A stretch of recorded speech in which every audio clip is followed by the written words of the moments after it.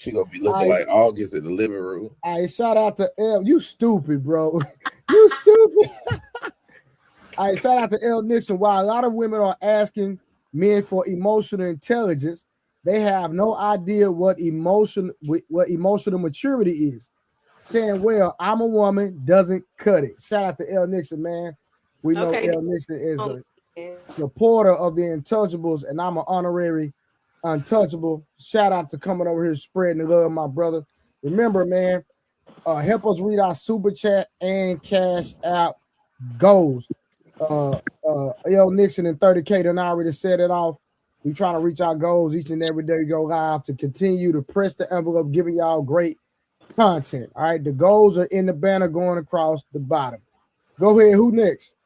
I wanted to say something real quick, just to put some emphasis on it. I'm going to chill you. I'm not going to go real hard. But the thing is, right, when Rose, you also brought up another point. I'm trying to help you out. I don't want you to dig yourself into a hole. The thing is, when there's like certain like articles, books, or whatever that come out, people oftentimes try to take that and embody it, right? So the whole feelings thing that women started saying, I feel this, we're emotional creatures. Do you know where that came from? No. I can tell you that it came from that book called, I think it's Men Are From Mars and Women Are From Venus by John Gray. Yeah, I know you're talking about. From John Gray. I think that book came out in 92 or 93. Around that time, that's when all that stuff started. That's where the gender war actually started. So when women say, I feel, it's like, man, you sound like that book. But is that really you? Well, yeah, that's really Rose, 30K. I would have said that. Yeah, that's really her, bro. At the end of the day, I'm just not for defining what my relationship should look like based on a Webster's dictionary definition.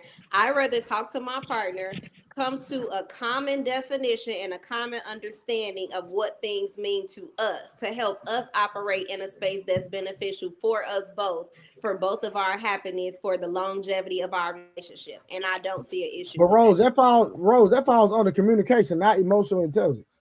I mean, but yeah, you got to think, we got to define what each thing means. That could be communication, emotional intelligence, what our love languages look like. It could be anything.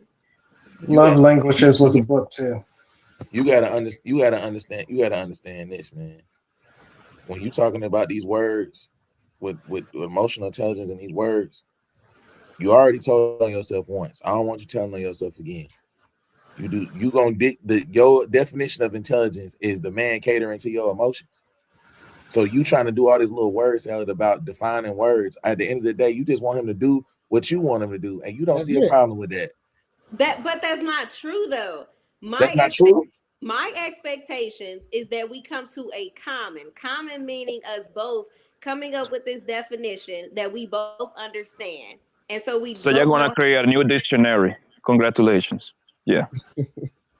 Yeah. A new dictionary. Go ahead. And y'all gonna create a new dictionary for words because you don't like how the word is defined. It's not that I don't like it. It just doesn't work for me. So that means it doesn't work for us. Trey, what she say? Hold on, Samson. Hold on. Rose, right? Like I said, I'm trying to be nice. I'm seriously trying to be nice. All right. You literally just said that you are the deciding factor and the de facto leader in the relationship into the marriage. Did you hear yourself? Say it again. I'm sorry. Everybody froze. You, based off of what you're saying, right? You are the de facto leader in the relationship, and you will be the de facto leader in the marriage. Because if it doesn't make sense to you, then it's just not going to make sense to anybody. You're saying both of y'all are going to come together to define what that word means to both of y'all. But if the man says this is what it says in the dictionary, you're displaying right now that you're going to have a grievance with that. Okay. So that means that everything is going to depend on your feelings and what you think it should be. So you're the deciding factor in all things. Mm-hmm. So leadership in the dictionary is going to be different for Rose. She's going to say like, no, I'm the leader. The new dictionary say I'm the one who called the shots. Go ahead, little Rose. You got it, baby. I love you, baby. Blanco. To be exact, it won't. You're saying it that way because I understand it, but the way it will be said, it wouldn't be said that directly because that's going to cause a conflict, a serious conflict, right? Because the man's going to feel checked. So the way it's being said or communicated is, well, you're a leader. You should be doing this. It's not going to be like, I think a leader should be this. I think men should be doing this. I think men should be doing that. I feel that men should understand it from this standpoint. And you're not being. The thing is first of all, how's everybody doing tonight, man? What up, Blanco? Good, brother. What's good? What's good? Yo, the thing is that every man, not every man, I take that back. There is nothing 100%. Most men got emotional intelligence building into their system already. You know why? We have been dealing with our mothers our whole life, our sisters, our aunties, our girl cousins. What that means, for the most part, us men, we always cater to the women on our family at least, right? So we understand that's when you start getting the understanding of women since you little for our family. You know when your mama feel bad. You know when your mama is happy. You do stuff to make her feel good. That's part of the emotional intelligence right there. You see what I'm saying? So when they come over here, these grown-up kids like Rose talk about, I need my man to understand emotional intelligence. We've been dealing with that for a long time. I'm a right or wrong, fellas? Right. Because I believe but have you been dealing with it Here we the go. right way though? See? Yes. What's the right way, bro? It's in a man's nature. It's in a man's nature to take care of the woman that is the closest to him. Who's the woman that is closest to a man? His mother, his daughter, and his woman. That's the three closest women that he's gonna have in his life. You see what I'm saying? It's in their nature. That there is no way around it, yo. And I don't care if you're doing it. How can I explain it? Even when we do the wrong thing, we still come back to trying to take care of the women that we love. Rose, real quick, what is the right way? When you say, did you deal with the right way? What is the right way? And don't use therapy. To sit down and first of all, I want you to acknowledge the situation without having to be told, right? I want the type of guy that anticipates my needs. Okay. Okay. Oh my God. Okay, I will order a crystal ball. Okay, so give it a specific. You got to be Miss Cleo. In other words, just say that, Miss Cleo. Go ahead. I'll get the tarot cards out. I'll set up an appointment with Dionne Warwick. My bad, I'm showing my age. But anyway, give a specific on how the man is supposed to handle it the right way. A very specific. Okay. I'm trying to think of a specific situation. You want a lesbian, bro? No. I just the studs complain too. You know what? That's true. If you and they fight. Yeah, no, I ain't into that. I mean, I just want a guy that anticipates my needs. So if how? You should know your personnel, right? So if you read minds. No, that's not true. If you know that I have a certain type of personality, right? Or I feel or I vibe a certain type of way on a random day. If I'm having an off day, something is wrong. I shouldn't have to come to you and say, "Hey, I'm feeling some type of way." You should be able to read me and say, "Hey, hold on." You should be able to read me and say, "Hey, like I noticed that she's feeling down today. She's a little sad today." From work? From work? So I should sense it in the force and then take off and come to you immediately? Like it could be anything. No, that's what we're asking for specifics. Rose, I'm not trying to beat you up. I'm literally just trying to give you like an example of like we're not even understanding what you're saying right now. No, so imagine you with 30K. Use her words. She said, just like that's why I know she lying. I'm gonna keep coming back to the fact she lying. She said, Just the other day when I was getting jumped, she said she need a dude to show intent, be direct and intentional with her. Somebody that she said I don't want to have to read his mind. He needs to be direct and intentional with me. So where is this goddamn equality that now I got to be Professor X for your ass when you want him to be direct with you and you don't want him to read your mind? How does that make sense? But when I said direct and intentional, So Rose, let me ask you this: have a man ever bought you like your favorite candy without you asking? Bought you like heating packs when you having those badass cramps? Have men done that for you? Yeah. Does that classify as what the hell do you just say right now? Yes, that classifies as there you go. My needs. Yes, it does. There you go. You know, because that's something that I believe most guys do that. Like I know, like usually all of us got a pattern. Men and women, we got a pattern, right? So we learn each other's tendency, right? I know what kind of candy you like. I know what kind of chocolate you like. I know what kind of wine you like. I'm gonna bring it home with how you asking. Yeah. I know when your period about to come. Some girls gonna have this badass period, so they need heating pads. I order them shits. I go to CVS and buy them shits myself sometimes. You see what I'm saying? So right. Yeah, I do the same thing. That, you see, yeah. Watch out, they might call you a sin. Be careful. But they can try me. They can try me, brother. Hear me out though. Yeah. Like it's so funny how we have to persuade y'all to persuade. Or convince that anticipating certain type of needs is a thing when we don't have to teach y'all how to read us at night. If we're coming out the shower, we put on certain pajamas, you read in them pajamas. Okay, yeah, she got on this tonight. She ready. Okay, now she got wanna on this fuck, yeah. Hold on, she got on this tonight. Now her cycle come in. She ain't on nothing tonight. Or she wearing the this big tonight. draws. Might be in the mood. Y'all know how to read different pajamas on different days, but we gotta tell y'all how to read us when it comes to y'all emotionally catering to us. That's he can't read you, Catwoman pants. Hold on, y'all. Hold on. Everybody, give me 1 second because I hadn't said anything. Real quick. Hey, Russ, I need you to get in there and shout out to Glenn Lawrence. How you doing, brother? You doing all right? You on mute? Yo, what up? Salute to everybody on the panel. Yeah, when it comes to like communication within the relationship, it's definitely a key point to to be able to communicate with your counterpart in a respectful manner.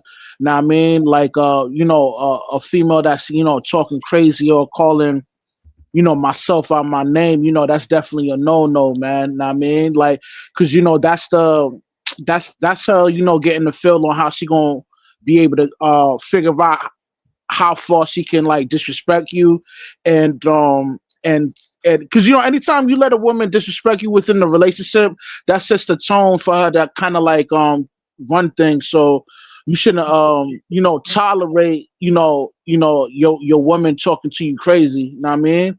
That's definitely a no. Nah, for sure. All right, Mr. Lawrence, how you doing, brother? We're talking about why relationships are failing and nobody wants to admit why. Yeah. Hold on, Glenn. Hold on. Somebody didn't go. She want to speak. Hold on. She gave me the side eye, Glenn. Give me 1 second. Go ahead, Karen. How you doing, Miss Karen? Hi. I just felt like you acknowledged everybody else as if I didn't just come up here, but it's okay. So what I was gonna say is I don't think it's realistic. I don't think it's realistic to expect someone to be a mind reader and know how you're feeling. I think because as a woman, we go through a lot of different feelings throughout even the day, and throughout the month and everything else. So I think you need to be listening. Get out that goddamn phone. She's trying to teach you something. Is that number 1 or number 2? She bought a new hair. I'm being messy. She bought a new hair, so she thinks she fly now. Look at her. Not even new hair, and it's number 230K. Go ahead, Karen. I'm sorry. Yeah. So I mean, I don't think. I think that's where a lot of us women kind of actually fail. Like we set these expectations that nobody knows about but ourselves, and like we're expecting someone to meet these expectations that they don't even know even exist. Facts. Like you can set your standards and have people meet your standards, but to set imaginary expectations like, oh, he's supposed to know I'm not feeling well. Well, how he supposed to know? He got things going on with him too that you don't even know about, and you probably don't even care about because you're worried about him not recognizing how you feel. There's a book called Silent Expectations. I'm not sure if y'all know about that book, but when I say it is a phenomenal read, it is phenomenal. Where you find it? If we We're talking about it. There we go. If we communicate how we feel, we would be a lot more productive in relationships as far as, okay, this is how I'm feeling, let you know what I'm going through. And so then you can actually judge him based off of his actions with knowing what's going on versus what you just expected him to know. For sure. But for sure. okay. Hold on, Rose. We'll let Glenn go, and then you can rebuttal Karen. You can't stop a rebuttal. She need to remember. She's not gonna remember. You know, it go in one ear and out the other. You gotta let her go right now. I actually agree. I think you should let her rebuttal. All right, go ahead, Rose. Come on, Rose. Bring the forehead up here. So look, that's not what I'm saying, right? Because now we're not talking about we're at a dating stage. We're talking about we're in a relationship or a marriage. At that point, once you're in a relationship and you're committed, a man should know, because we went through a dating stage and you have been around me and you're learning me and you're studying me, right? So in the bedroom, I don't have to teach him how to study my body. I don't have to teach him to explore my body to know what I like. He's already doing that without my instruction and with my direction. And that's because he wants to. So what I'm saying actually, is, most men is not doing all of that. They just worried about getting theirs. Hold on. Now you're right to a certain extent, but what I got you, Miss Carol. Don't worry about it. Even when it comes to sports, these guys will follow a certain athlete from their high school, college days, pre-draft, NFL. When they made it to the Hall of Fame, they could recite all his stats from high school all up into the Hall of Fame. Don't nobody have to tell him to remember in that. Why? Because he's studying his personnel. He knows all of these things about him. So with me during that dating stage, I'm just saying, take the time to study me. And I'm going to tell you things too. I'm not trying to mislead you or say that I'm not going to give you pieces to the puzzle. But just like you're strategic and intentional with other things in your life, be strategic and intentional with me. And I don't think that's too much to ask. If that was the case, then the dude that was intentional with you, you wouldn't have to read his mind. You said dudes don't read minds when it comes to your body. You don't have to read your mind when it comes to your body. But you got traumatized giving a nigga your body. So I guess he didn't read your mind right that time either. And that's crazy. why I said Karen See, like 3-4 niggas running through the crib, all black, mask on, running through the crib and shit. One nigga run to the front door. I hop out, I start shooting. Bow, bow, bow, bow, bow. Shot the nigga. Bow, shot his ass. Bow, bow, bow, bow. All the niggas run out the door. They run out the door. This nigga on the floor. Shots were fired. Okay, we gonna leave it right there. Yo, Trey, you need to send me that, bro. Man, that thing had got me crying over here, man. All right, Glenn. Nice to meet you, Glenn. Go ahead, my brother. All right, thank you. So like to address like the problem, like the overall concept of this topic, the problem is neither side wants to be accountable. Both men and women both fail at being accountable, but we as men tend to absolve women of their accountability. Women will treat you as bad as you allow them. So if you put up with bad behavior, you're only reinforcing it's okay to display bad behavior. Thanks. If you do not enforce boundaries for your relationship, you set the relationship frame. You're not controlling her. She doesn't have to stay in your relationship if she doesn't want to, but she doesn't get the benefits of you if she chooses to step out of it. It's simple as that. It's not a controlling thing. I think women love a man that's in control, but not a controlling man, meaning he's in control of his life, what he's going to allow in and out of his life.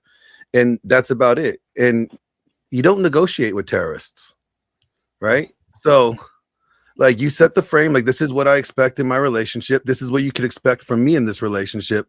Yeah. And that's the boundaries. There's no really need to, where people get lost at is like, they don't upfront communicate in the beginning what they're talking about, what they want. And we either let things slide by omission. We don't say it. We don't say like, there's certain things we don't like because we want to get some ass. So we're like, I'll just tolerate this, just like to get, clap them cheeks. But then this behavior that we don't like 6 months down the road, now we talking about it. Well, you never mentioned it before. You never said you had a problem with her doing this before. Now all of a sudden you got a problem. It shows to her that you're just not being consistent. So there's issues that we have, but then on the other side is that women just don't like to be accountable. At the same time, but nobody likes to be accountable, but society tends to hold men more accountable in general by default, right? For sure. Yeah. And so in a way we've lived in a culture and society that has infantized women for a really long time. We would absolve them of their bad behaviors, right? Like for a perfect example, you have female teachers now getting arrested for doing things with their male students, right? Yep. Let's go back like 20 years, 30 years. If that was a male teacher doing that with a female student, he would be like chemically castrated, thrown underneath the bus. Everybody be ready to throw rocks at him, and just these teachers are able to get pregnant, collect child support from their male student. That right there just showing that we absolve them of their bad behavior. Hey, Glenn, if you go do the research on what the punishment, all these women that are essaying these young men, they're getting probation. Slap on the wrist. In comparison. Even worse, it's a case. It was one case. I forgot what the state that this lady was like 30. Young boy was like 13, I think, 12 or 13. She got pregnant by the student. She didn't go to jail. They went on to homeboy turn 18 and put that nigga on child support, nigga. That's wild. I was like, yo, she's good. That's crazy. Was that a Texas? Yes, they put on child support. Yes. In Texas, there you go. When he turned 18, they put him on child support? Yeah, wait until homeboy was to 18, they put him on child support, bro. For a baby, why? He made that baby while he was being molested, pretty much. He had to pay back child support from like when he was 14 all the way until he was 18. Like he had 4 years of back pay child support he had to cover. What? That is Ro, what you guys say about that? Hold on. Yo, that's nasty work right there. Let me guess, that's an extreme, right? I want to hear this. Silence. I mean, no, it's very much so unacceptable. I absolutely agree. I don't have a rebuttal for that. Okay, real quick, y'all. And I remember a time when a woman knowed her place, and that was in the kitchen and in the bedroom. Trey. Oh my goodness. No. Oh no. So like I mean, at the end of the day, shout out to T.O. T.O. is always in the building. Isn't emotional intelligence just empathy? No. We got one more. Well, I put the description in the comments for them. Yeah, I seen it. And in the comments, I got you. And then we got T.O. coming back again with she want a ninja with telepathy. And what's the problem? Shout out with T.O. We just explained what the problem is. You just ain't heard nothing. We don't say it up here, huh? You want telepathy? She want telepathy with that big ass head. How the hell? Let me ask a question though. Sorry, let's say you find this X-Men that has like Professor Xavier telepathy powers. What are you offering him that he would want to settle down and make you his main, like his number one, like make you wifey? Oh my God. No, I'm just asking in the sense of like because like he would be able to read everybody's mind. So like what would separate you from everyone else? So we're gonna go. Hold on, Rose. We're gonna go. Tiara, you first. Let's go. She ain't trying to answer that. I'm not. I ain't say. He asking me the question, or he asking her the question? Glenn, who you asking someone? Well, I was asking Rose because she's the one that wants the guy with telepathy. Okay, powers. gotcha. Okay. So here, I feel like when we're in a relationship, we have this certain connection, right? So I'm asking him to develop whatever type of characteristic traits or whatever he needs to be able to anticipate my needs, to be able to read me, right? I want him to be around me, and he's able to just learn me, because that's what dating is. You're learning how to cater to that individual. And I feel like anything that I'm asking, I'm willing to reciprocate as well. Like Yeah, if that's something he both comes people should be home, doing. right, but they're not, and this is why we're having this conversation, because Mhm. the That's average not the guy, question. the average guy is saying when he comes home, he's pulling up and he's sitting in his car for 30 minutes. He don't even feel comfortable going in a house, like just being able to grasp the attention of his woman, because he had a long day and he wants to be able to be I can't remember the Left word. alone. Left alone. No. Decompress. Right. Yeah, Yes, shit. I want to decompress too. But he wants to be able to be vulnerable. That's what I'm saying. He wants to be able to be vulnerable with her, but he can't because he don't even trust her in a sense. Now, if he comes home and he's looking a certain way or just breathing a certain way, she should catch up on that. Baby, what's wrong with you? You had a long day? Talk to me. He shouldn't have to come out and initiate those type of conversations. And I feel like that should go both ways. Yeah, you saying that feel like that, but it don't work like that. Men read their women way better than women do. Only time a woman read a man is if it ain't going her way.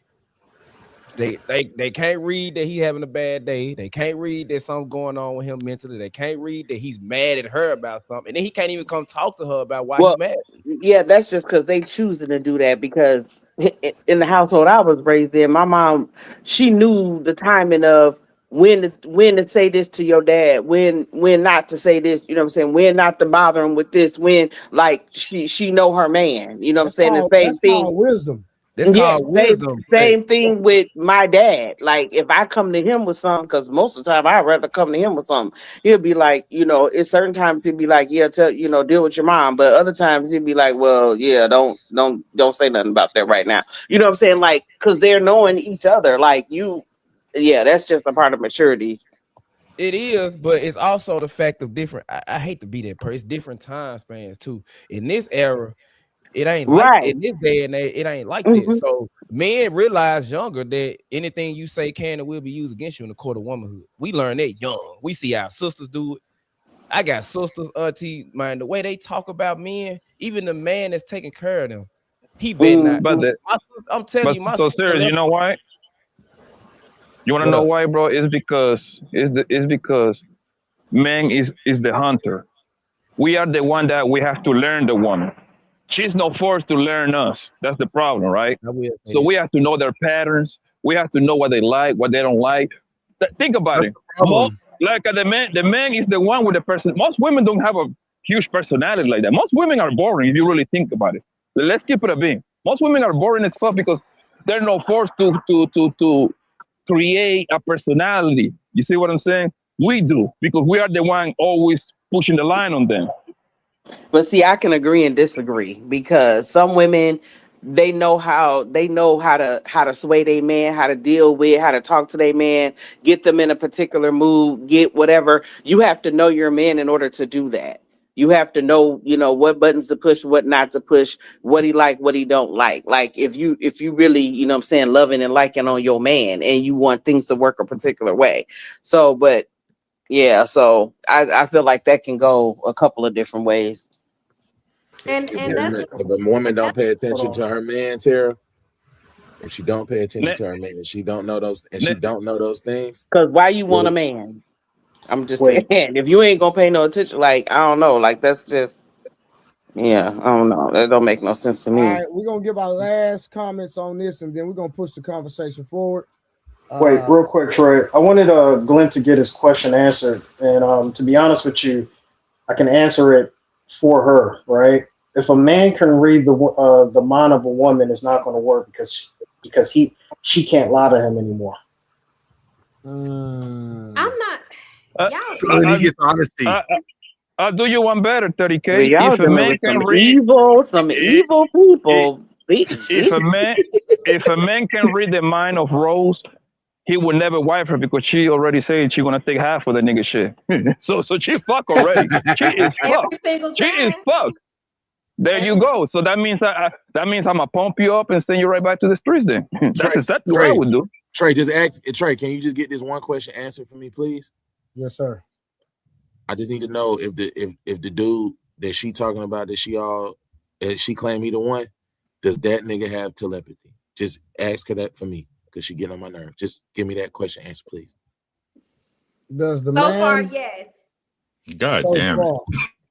far, He missed the beats on knowing what I want and how I want it. So now, y'all need Just to get 24 up. hours ago, you ain't okay, have it. okay. Can we, Rose? Listen, I'm trying. Bro, I'm Does trying he to walk on behave. water too? What you say? Does he walk on water? hey, Rose acting like she got her way all day today, ain't she? Now, how to watch this, Uncle Rick? Watch this real quick. Watch this, Uncle Rick. It happened. Rose. Let me ask you a question. Do you have telepathy? Yes, we both do. I'm gonna tell you why you're lie, lying. just gonna Hold on, let lie, me tell you why just- you're lying. Because I promise you, he wants some, and you're not gonna give it to him. Absolutely not, because we already know. So you don't. So you don't. What's understood. So you're lying. So you just explained. lied. So You just lied, though. we had that conversation. Rose the scammer. Hold on. It was a conversation though, right? It was a real quick. conversation So though, this man right? told you he don't want to hit. He do, but he know he ain't. So Because it was a conversation, right? yeah, well it was. Well, I'm gonna be honest. That part. This is sad. Hold on. That part. It wasn't a conversation. It's what I said. And he stood by, and that's why I say a lot of relationships fail because a lot of people don't like fresh and fit. But Myron said if a woman is leading a relationship, she gonna lead that motherfucker. She gonna excuse my friend. She gonna lead it straight to nothing. You basically Myron's want a to friend of mine. to you. Here, I'm not trying Uncle Rick. She said, and you that's heard a her- lie. Uncle Rick, you heard her say because she said. You heard how she said Yeah. that, right? You heard Yeah, all I that can bass. Hey, She want- Rose a she- brat, yo. Y'all she ain't wanna- figured that she- out. She's bro, a brat. She Uncle want Rick, everything she her want- way all the time. Uncle Rick, But- she want a lesbian.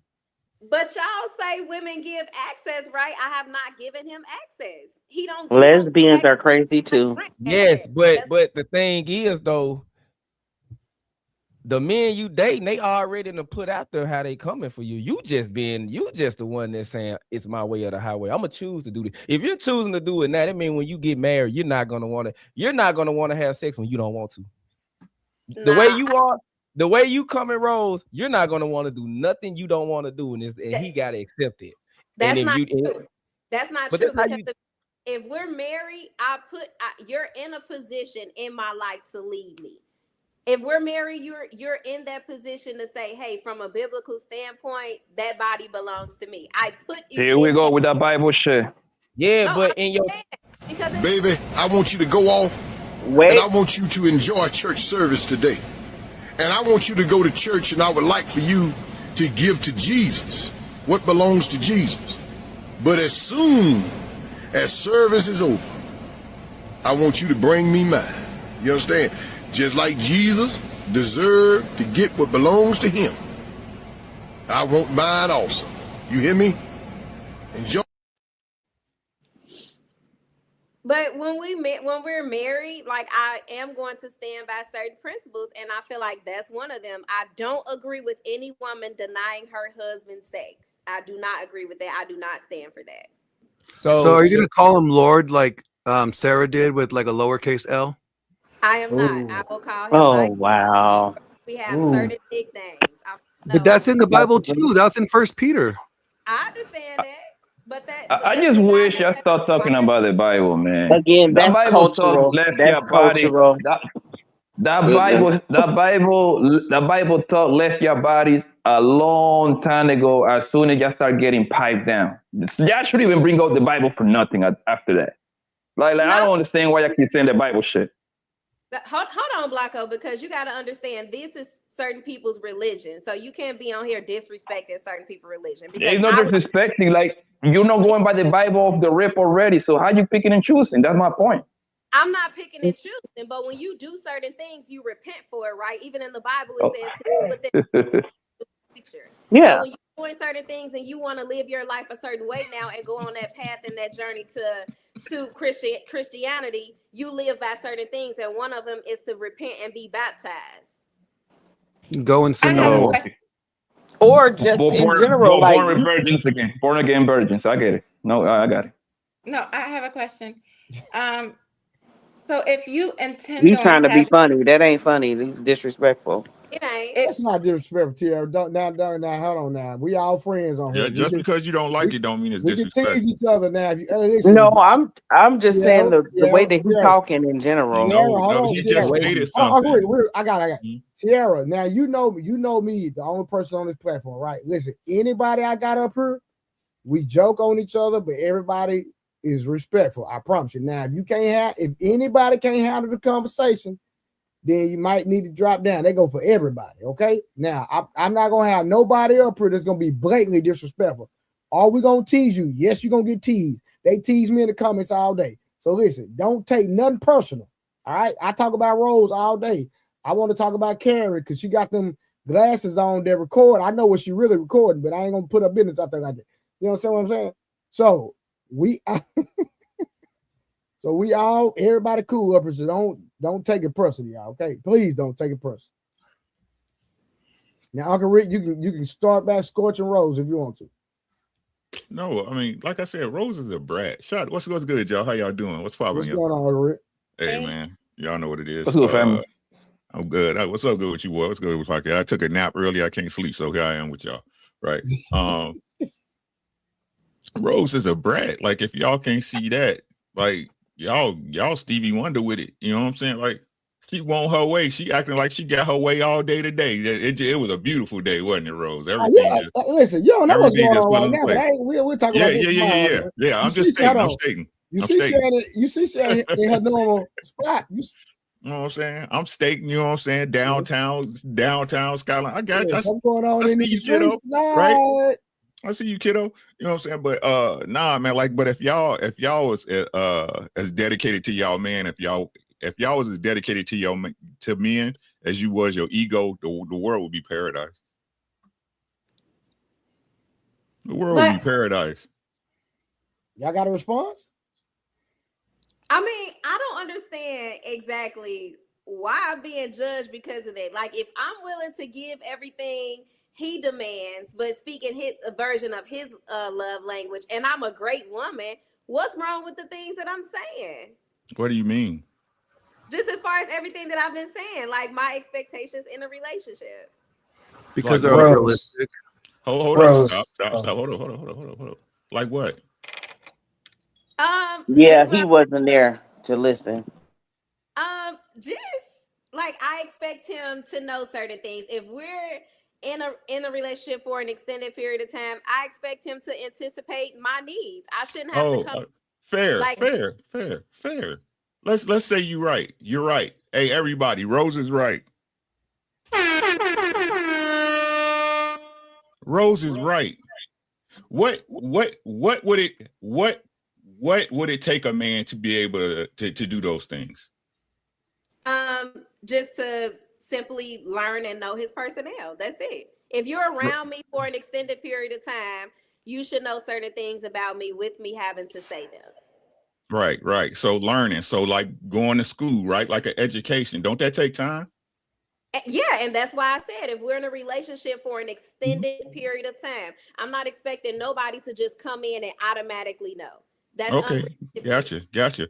And when you studying, right? When you learning, and it takes time, you got to study, right? Yeah. Right. That means you need time to do that, right? Yeah. Right. What are you doing to get that man time to study you? What are you taking off his plate to allow him this space to learn you the way he needs to be?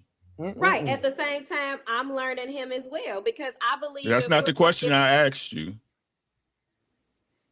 The question I asked you is, what are you doing to get that man that free time and that space so he can learn you like you want him to learn you? What are you doing?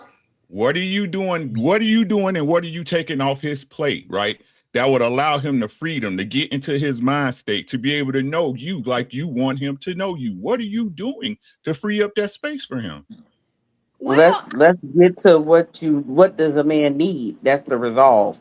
What does he need to get to that space? Instead of making it like a pop quiz. It needs to be a pop quiz because a lot of women don't know the answer to that question. Well, Well, that's what I'm saying. So he can answer it, and the other men that's on the thing can answer it. Men already know. I'm saying, so tell us. So that's what I'm saying. So tell us.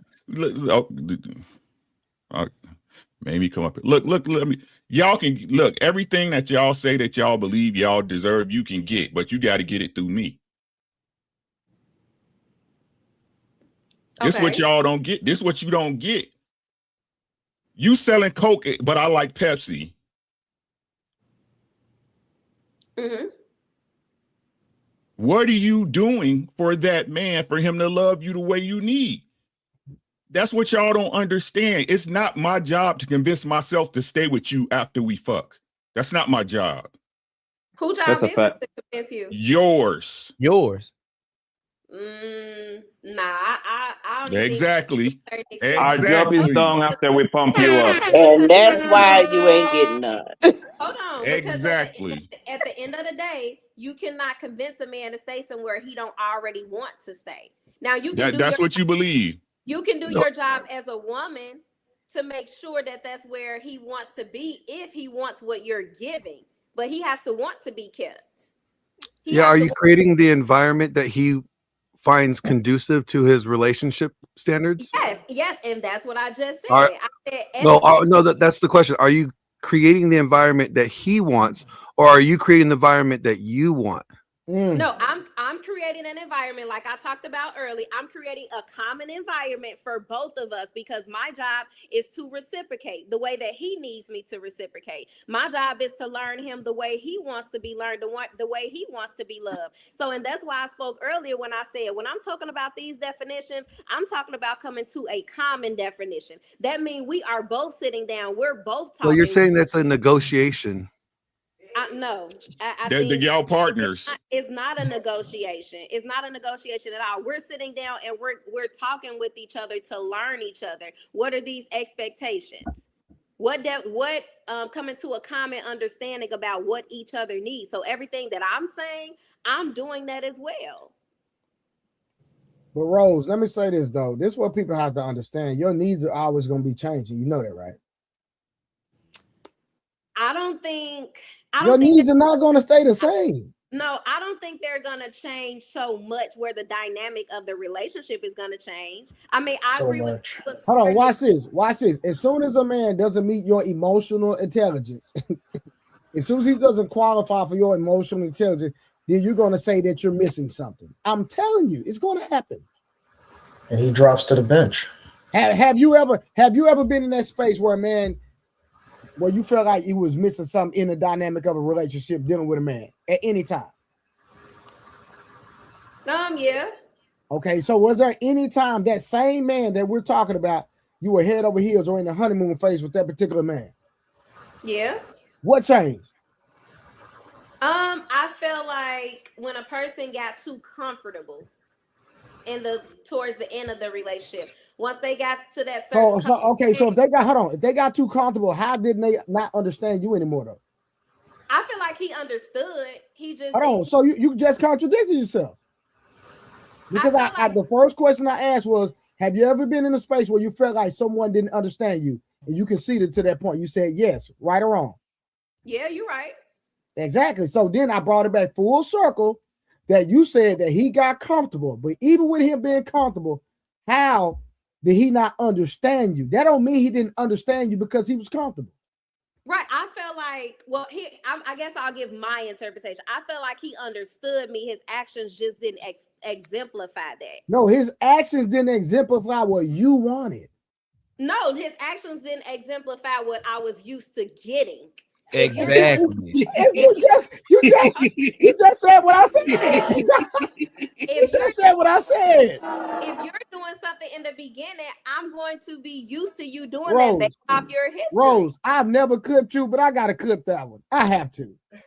That's crazy. Maybe I'll understand what you're saying, but at the end of the day, why the change up? That's what I'm saying.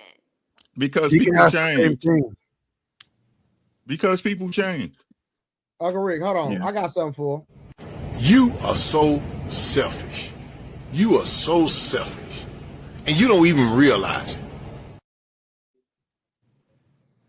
Y'all don't even see it. That's what's crazy. I'm trying to tell you. That's what to me. Y'all don't even see it. Hey, Rose, and this is why I say women who have a lot of hubris, she gonna be single at 30. She's gonna be single at 35. If she's single at 35, that's what you need. You need because 3 girls, homie. The fact that you have a lot of options, which I don't know if you've been alpha widowed or not, but the fact that you have a lot of options and you have a lot of men, from what you talk about, with the way you talk about, they go goo goo gaga over you. You be having their nose up in the air and they ain't even got the pooty wop yet. So of course you're gonna have a certain perspective on life, but you're delusional. Not calling you delusional, but it is, because you're telling men what they can and can't do while they're simultaneously pulling up, giving you money, pulling up, taking you out on dates. Why so? You got to get clarification first. Now she said what she said was she picked one. That's what she said. Let's address what she said. She said she picked one. She said she only got one. That's what she told me and Trey. Let's see if niggas let's see if niggas gonna stand on business. If you only got one, that means your queue empty, ain't it? Time will tell the truth. Just remember that. So thank you, Becca, for that. All the time, every time. I understand what you're saying, why so, but like Becca just said, don't men complain about a woman and being intimate less. So if people change on both sides, then what are we talking about? Yeah, right there. That's the accountability portion that you're talking about. That they changed. They stopped doing what they were supposed to be doing. That they sold you that they were. So it's like the first 6 months of a relationship, you're just meeting their best representative. It's like the best version of them. It's like their spokesman, right? Like this is their PR person, right? But then once you got their hooks in you, then you start seeing that mask start slipping. It's not being as consistent. Like they're projecting the version of themselves that they may want to be, but they're not that person, right? And then once you're committed, they hope that you're just going to deal with it. You're just going to accept it because you love them. Rose. Hey, Glenn, you spitting, but she dancing. Man, she dancing. I got the shoes on. I just need you to get my question answered, because I asked my question earlier and I ain't get it answered. Mine neither, but I'm cool. I just want my question answered one time, Glenn. I want you to ask this question for me. Yeah. She said she got options. That's what YSO was talking about in the beginning, about her and her options. She told us in the beginning she picked one. Picking one means there are no more options. The question I had was simple. Does that mean all your options gone? You only got one? That's all. That's exactly dating. That's exactly what that means. So you have no orbiters? Thank you for asking. Oh, so how did you cut the other guy off? Glenn, you got it, man. You got it, Glenn, man. So here's gonna be a player, boy. Here's my question. Player no more. When so Rose, are these guys appealing to you? Are they? You said appealing? Yeah, like the guy that did he have to like prove himself? Did he appeal to you? Like, hey, yeah, you should date me. Since you have all these options, right? You had all these options. So were they competing with each other for you? They were not competing. We were simply at a dating stage where I'm getting to know them to see who I want to move to the next level with. That's what it was. So, okay, gentlemen, what she's showing you is that's the way that men should be dating. When guys are appealing to the woman from the very beginning, you are conceding power and authority to her. You're letting her decide whether or not she is going to be, that you are going to be in her life, rather than you establishing the frame and saying, this is my frame, this is the world that I live in, and if she wants to be in my life, she's going to have to prove that value there. Not the other way around. So when you reverse the role, when you're appealing to the woman, when you are trying to be the dancing monkey, right? You're trying to entertain her, then you're giving her the power of the relationship from the very beginning. But she's supposed to be your helpmate. Why are you trying to appeal to your helpmate that she's supposed to be your helpmate? Shouldn't it be the other way around? She should be the one proving herself. Exactly. To you, like that's you gotta convince me to stay with you. Yeah. You gotta convince me to stay with you. Yeah. And what they don't understand, correct, is once we pipe them down, It's their job to keep us around. It's not our job. We already did from A to Z. We accomplished what we came here for. Once we go deep in your pussy, past that, you gotta do whatever it takes to keep us around. It's your job. It's not ours. Right. Right. So are we agreeing that that's the goal of all men is just only to get sex? Yes. No. Yes, because look, not all the time.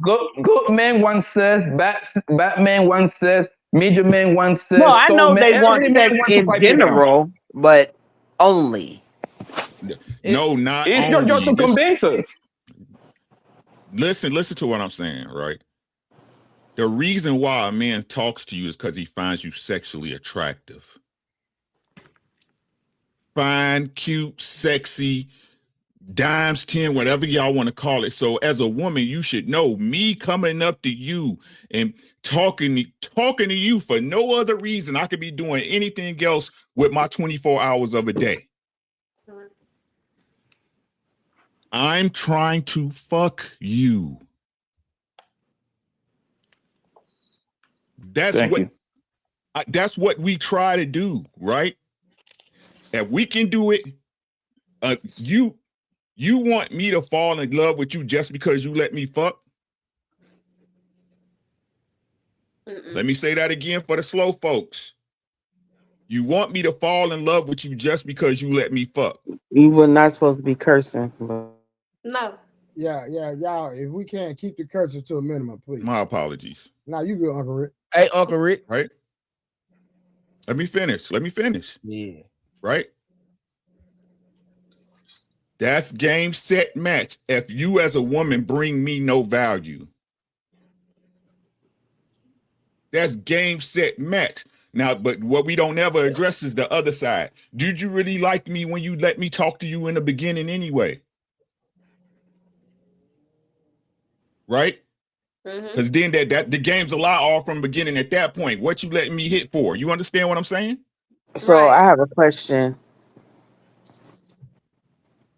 Go ahead, So Tiara. is it hopeless for me to want to meet a guy who wants to get to know me and likes my aura and likes my spirit and what I possibly can bring to a situation other than just wanting to have sex? Is it wrong? So can I not expect that? So I'm asking so I can just expect it. You can't expect it. No, you want somebody to tell you the truth. No, you can't expect it. You can earn it. Thank you. You can earn it. You can earn it. Tiara, listen to what he's saying. You can earn it. Earn it. You can earn it. Right? Can I expect the girl to like me even though I drive a Kia, right, and I don't make $200,000 a year? No, y'all wouldn't say that. You can't expect a woman like, no. Facts. That's definitely not true. But Tiara, because men have to earn it. Tiara, men have to literally earn it every day. I wanted to caveat off of what Rick said too, but it was more of a question. So let's say it like this. You meet this guy, he wants to get to know you, and then he withstands sex from you. Is that a problem? They're going to say no. How long are we talking about abstaining for? For me, it isn't. Hold on, Karen. Hold on. How long are we talking about? What's too long for you? Because that's going to be different for every woman. Yeah, it is going to be different for every woman, but I'm not the person waiting for marriage, so it would be I would respect his boundaries, but maybe we're not aligned.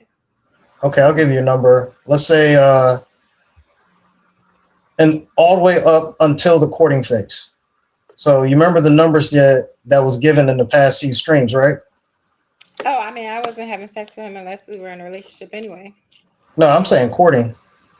That man is withstanding all the way up into the courting phase. He's like, I'm not going to touch you, but I'm going to get to know you. I'm going to learn you. I would be fine with that. I have no problem with getting to know someone.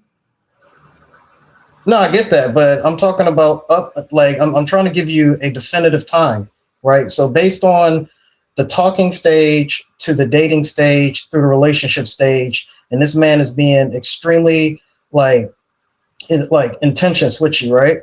He's being very direct, but he's like, nah, not all the way, not until the courting phase. Is that a problem?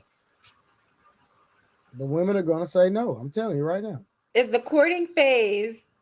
Is that like when we get engaged? Is that like when we get like engaged to be married, or where does that? I think in a relationship, right, 30K? Well, you remember that You said no. Yeah, because the thing is, I'm trying to put it where the man is saying, I'm not going to have sex with you. I want to get to know you, who you are, all this type of stuff before I lay down with you. Now, to go back to the time frames, I was like, okay, well, how long is the talking stage? Numbers were put out there, right? What was that? 2 to 3 months. Relationship, how long does it get to the relationship stage, and how long should the relationship stage be? What did y'all say, like 6 to 8 months or something like that, right? Now, if it's supposed to lead to marriage, if you want marriage, right? So let's say that marriage is not on the table. So we're going to remove that. It's like, all right, well, then I want to court you because I just want to be with you for the rest of my life so we can be life partners, right? So up until the point where it's considered that y'all are together, like courting, right? Not going to be anyone else. That's when he decides to say, all right, I'm going to give you this D. Is that a problem? I don't think so. Realistically. I mean, coming from me, no, because I said I'm not being intimate with nobody until I'm in a relationship anyway, a committed relationship. So no, that's not an issue. But I feel like realistically, if a man acts like he's not sexually attracted to you, women are gonna look at him sideways. They are. Our generation doesn't know what courting means, like realistically. So what would you say that means? Well, so courting is like intent to marry, right? Like it's a slow, deliberate, disciplined process. Like you actually are supposed to be saving sex until marriage. It's sex delayed for covenant. It is like the courting. It has a lot more to do with family, like church and community. Like you're getting like the blessing from the elders. Like it's like they are watching you courting. Like it's not like dating. Courting is like it's almost like a betrothal in a way. Like you guys are committed, but you have not yet. You're not walking down the aisle yet. You're in the process. You're heading in that direction. You're not dating, just kind of like, well, let's see how it goes. We'll play house. Like no, there's like definitive like expectations when you're courting. The reason why I brought that question up because it seems like, all right, I'm going to put sex on the table at this point, and then I'm going to remove it. But if he's only looking for that, then I guess I shouldn't be with him because I'm not going to give it to him. So you're dictating everything in the relationship. That means you want it to be your way. So to Uncle Rick's point, to Uncle Rick's point, right? If we're being intentions and say, hey, I want to sleep with you, and you say, well, is that the only reason why you coming to me? You're basically telling that person, okay, I'm going to remove it until you prove something to me, and then I give it to you. So you're still the deciding factor. Am I wrong? Hurry, get a glory seed. Get a glory. Empty your checking account out.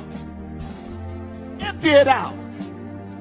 This is a glory seed. Shout glory seed. All right, real quick. We got ADUB, $5 closer to the goal. Rose looking like a whole snack, teasing the men. Okay, bro, you try to stay the main attraction, don't you?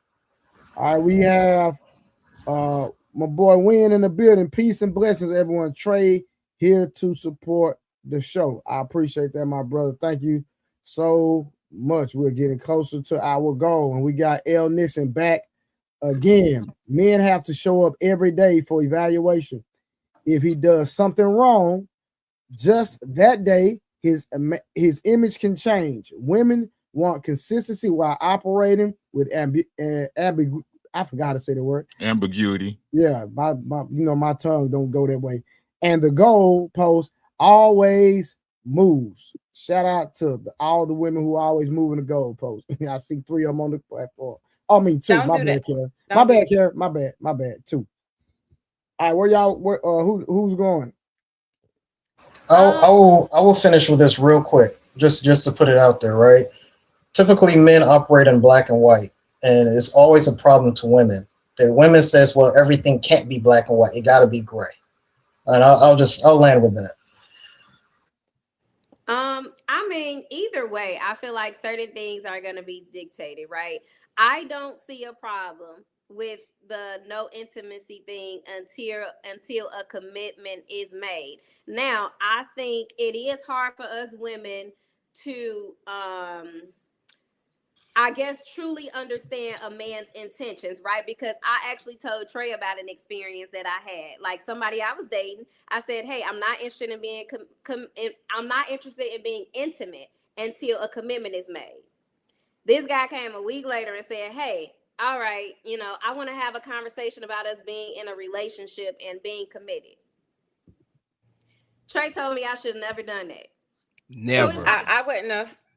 But never. But see here, this is where I have the problem at, because on other panels, men are like, "Hey, you know, be real with us, be upfront, tell us what you need," and they're asking, "What type of man do you like?" You know, lay it out all on the table, be honest, be transparent, and then when I be that, it backfires. So I feel like what do you mean? Anytime you tell somebody What do you mean? want, they're going to be Backfire. exactly what it is you want, even if they're just pretending. So I do not give the blueprint to me. I want to see who you are as a person. Hey Rose, that's why I told you the other day, I'm gonna tell my daughters not to make it transactional, but put this man through real hurdles. Like, because a man's job is to attract, a woman's job is to retain. Because typically men come out the honeymoon phase once we have sex with you. That's when we typically realize, is she really worth going over her house while she on her cycle? Is she really? That's when men typically, once we have sex with you, we snap out of it and be like, yeah, she ain't really worth the hassle. The risk ain't worth the reward. So that's why I tell my daughters, that's why I'm gonna tell my daughters, like, when you're dealing with a man, don't make it transactional, but put him through the hurdles of actually vet this man for real. Because once you give him the box, it ain't no guarantee he gonna give you what you want, which is commitment. Because every woman has man friends that's in the friend zone. They will wait 8, 10, 12, 15 years to have sex with you. I say that. A man will do and say what a man will do and say whatever to keep a woman on a sexual carousel, even if it's fake a relationship with you. Okay, that's selfish. But look though, hold on, Trey. Love is fair and all in war, and the universe don't owe you an understanding. Y'all women learn the game earlier than men do. Yeah. Y'all been dealing with men from all walks of life since you had a cycle. So I be trying to understand why when a woman start dealing with a man, she lose all that social inept that she has. This is sad, bro. Like, y'all can run circles around suckers. Y'all can run circles around men who like you that you don't like. You can get this man to take you on a date, get this man to pay you bills. You're not gonna give up nothing. But the man they like, boy. The man you like, you lose all self-sense or whatever it is, whatever knowledge you've been having for the last 15 years. And that's why men, it's hunters gatherers. Like Blanco said, it's just the hunter nature in the man. Men adapt to the date market. We will never change. It's better I'm gonna tell you right now, it's better to, I hate to say it, it's better to lie to a woman than be honest with her. You be like, after you get what you want from her, you be honest with her, because now you put her in a situation where she love you.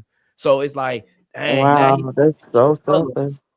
But yeah, and then once you're caught in a lie, now it's a problem, because you're like, well, at least I was honest with you about lying.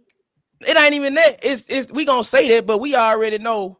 Once a woman, like my dad, my brother, and everybody say, like, the best way to get a woman stuck on you before you have sex with her, get her sprung. He said, my dad used to say this, put on your best Mickey Mouse outfit for certain women. Because the minute you show your real colors after you have sex with her, mindset gonna be, a woman gonna make up a lie anyway to be with you. Oh, it's just because of this, if she like you. Okay, what are y'all doing to get women sprung off y'all before intimacy? We playing the game how it go. It's a mind game. It's psychological. Well, you gotta understand that when two entities come together, like when a man and a woman come together, it's just even in nature, two companies, any type of entities. One is going to try to dominate the other. It never fails. The problem is a lot of women submit. And what I tell you, a lot of women submit and give up more on the front end than they do on the back end. So the man is looking at it as, why so serious? I don't like me personally. I'm gonna be me to get a woman strong. I'm not doing nothing extra. That's not a part of who I am as a person each and every day. But I'm see, gonna you be got myself. friends, If a woman I've sprung off me just being me, then get what? She can go and hit the pavement. But Glenn, real quick, I seen you had a facial expression when Why So Serious made a statement. Did you have a rebuttal? Who, me? Yes, sir. Yeah, because I think that's relying on external validation, right? Putting on this facade, right? Like you're not being yourself. That means you lack confidence in yourself if you have to put on a facade. Like the way I look at it is like, you know, if you don't believe you're valuable, a woman won't believe you're valuable either. So that value, that's intrinsic value, needs to come from yourself first, right? Like from your successes, from what you have accomplished, your resume of what you have conquered on this world so far. Like, what have you done with your life? Like that right there is that internal intrinsic value. When you have that, you really don't care if this girl don't like you. You don't have the scarcity mindset, right? So that way, you're not auditioning. You're actually you're making sure that she qualifies to your standards, 100%. right?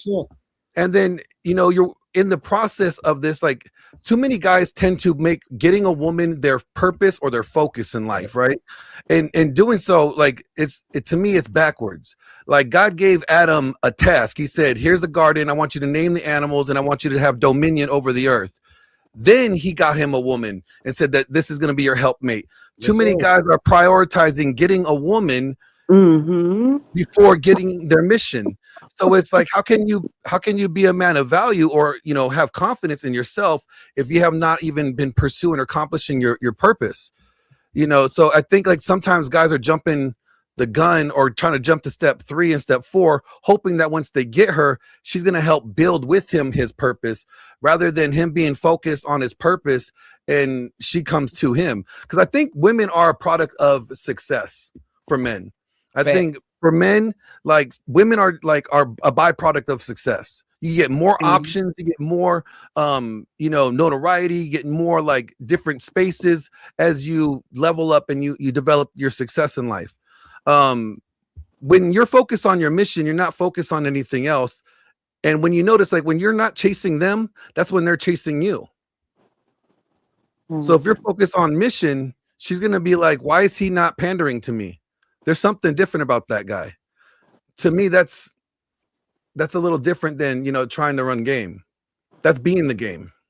Yeah, but you got to realize the way Trey talking, he had frame. Trey had frame before he became like, certain men have frame, like, which is why I say you can see a dude that's broke as a mug. He got women that's on his coattail because he got frame. They gonna respect him no matter where he at.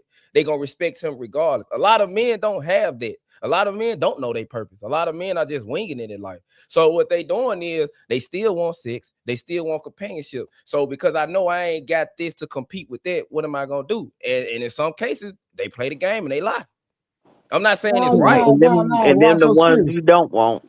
Why so serious? You just get the woman that love you for you, no matter what level of life you at, bro. Like, bro, listen. True. I grew up in an era where there was no internet, bro. We didn't have cell phones at first. Like, I didn't get a cell phone until I was 18. We didn't have Facebook.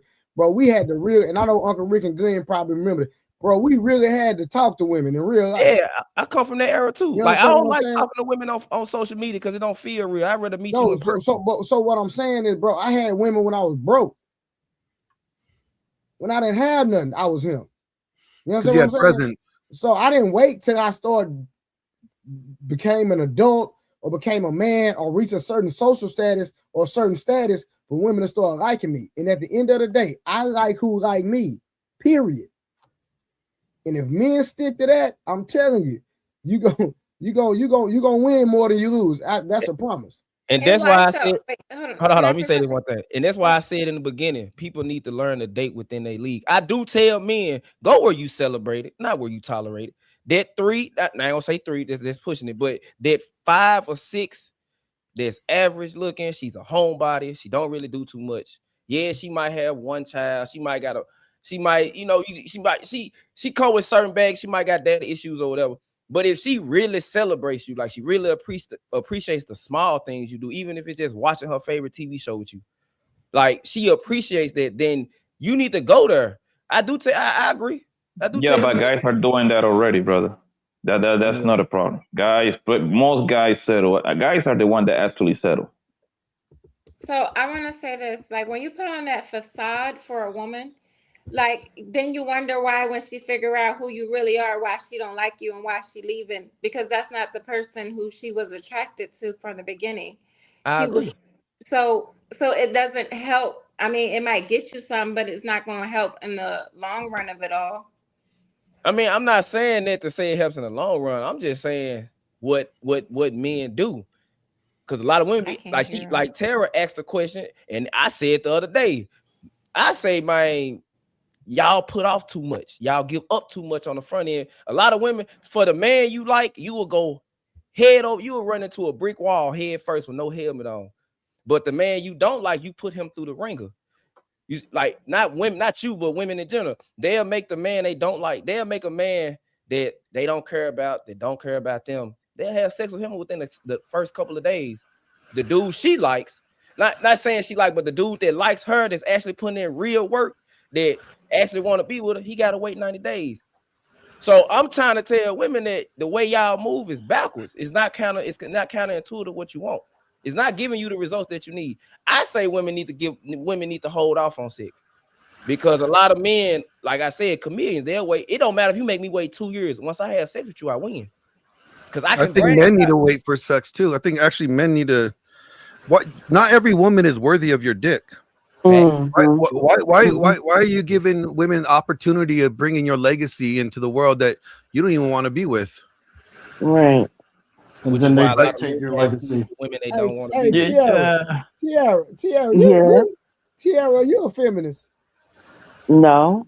Because you sure sounded like one. Lies. What? I didn't even say nothing. Lying right now. Hey, I think. Zooming and high every 5 seconds. I think I've been on mute the whole time. I ain't even said nothing. You lying again.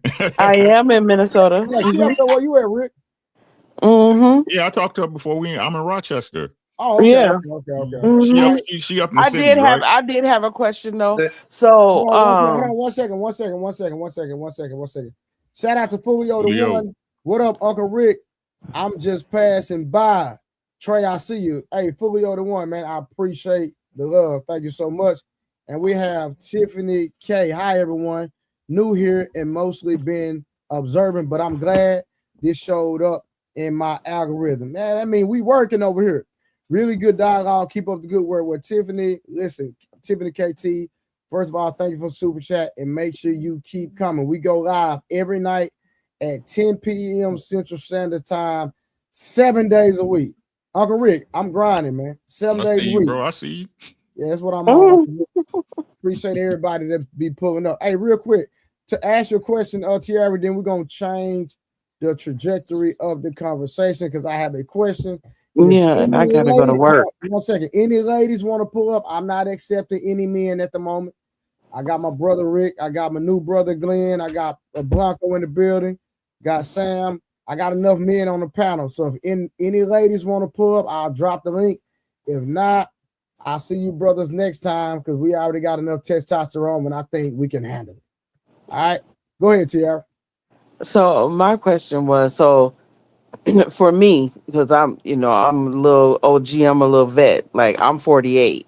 So when I'm approaching the situation, like I prefer a person to be straight up like with me, as far as like at this point, I know what I'm looking for when I'm starting to date an individual. So when it comes to like the whole sex and all that or whatever, like I feel like we should be able to have an open conversation about what we are looking for and trying to do at this age. So if you're an individual to where like you're not trying to pursue anything long term and you just trying to be a cut buddy, then be real about that that's what you're trying to do. You know what I'm saying? And respectfully, at the age of 48, you can't determine when a man trying to be a cut buddy. Respectfully. No, I can. I'm saying because we were talking about like before we was talking to Rose about just in general about like meeting a man or dating, you know what I'm saying, and whether or not you're giving off sex early and stuff like that, or what you want out of the situation.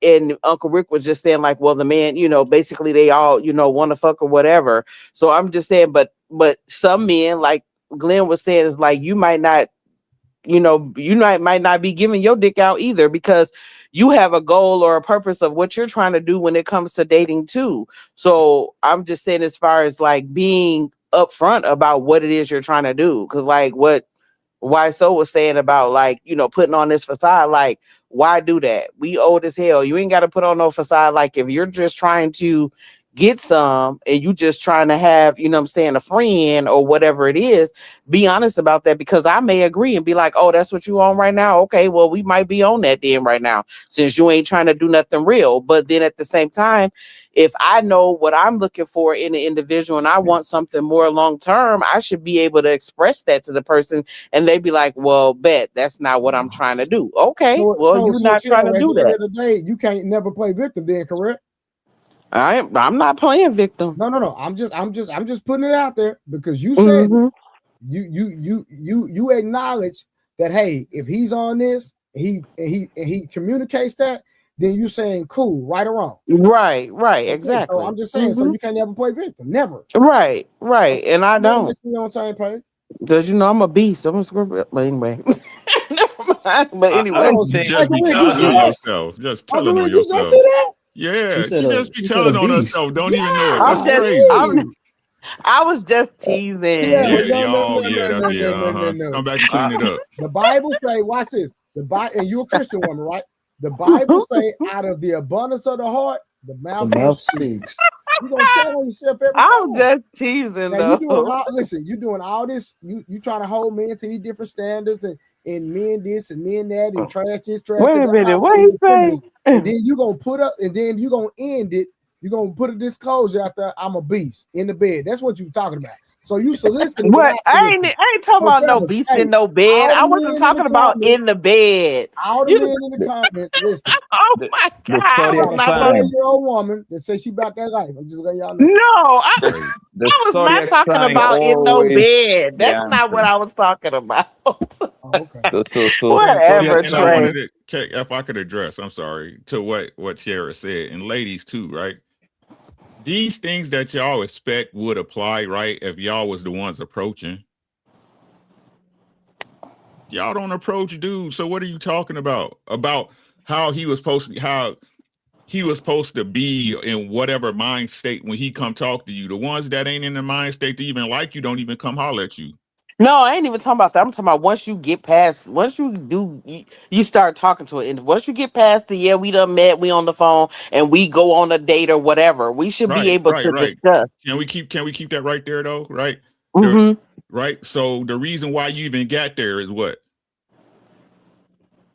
We both liked each other. Like, we both wanted to get to know each other. I mean, what do you mean? Like, right. We were attracted to each other. No, right. He approached you more than likely, correct? Sometimes in the past, I've approached people, but I stopped doing that. I don't think that's my place. Right. So again, like, let me know if I'm right or wrong, right? So they approached you more than likely, correct? Mm-hmm. And what did he want to do? Why did he approach you? Usually it'd be like to take me out. That's normally why is he what taking you out, just because he want to spend money? Well, that's what I'm saying. We need to establish that.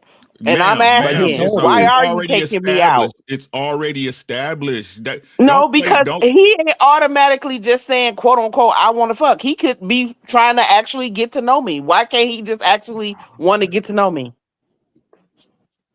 Every dude, like, we know. That's the dress up part, lady. That's the dress up part. Listen, like I told you, good men want to fuck you. Bad men want to fuck you. Rich men want to fuck you. Of course, we know sex ultimately. When a man approach you, he want to pipe you down. and then after that, it's your job to convince the man to Well, wife you if up. that's the only reason that he's approaching, if that's the only reason all the time, then that's messed up. Okay, He gotta want lady. more for himself than just only wanting to fuck all the time. But Like, come on listen now. to what I'm saying. Your dick Eric. can't be that hot. Every single man that approached you, that you had intimates with, their initial point of coming to approach you was to hit your drawers. You know that, right? Most of them, No, for Rick, they want sure. to be friends. Most of them. All What of about the other them. ones?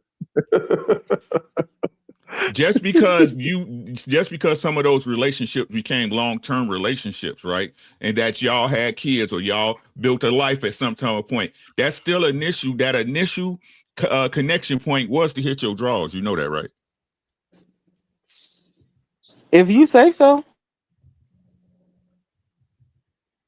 What about that didn't want that? I want to hear about those. Like, what about the ones that didn't want to pipe you down? Like, how that went?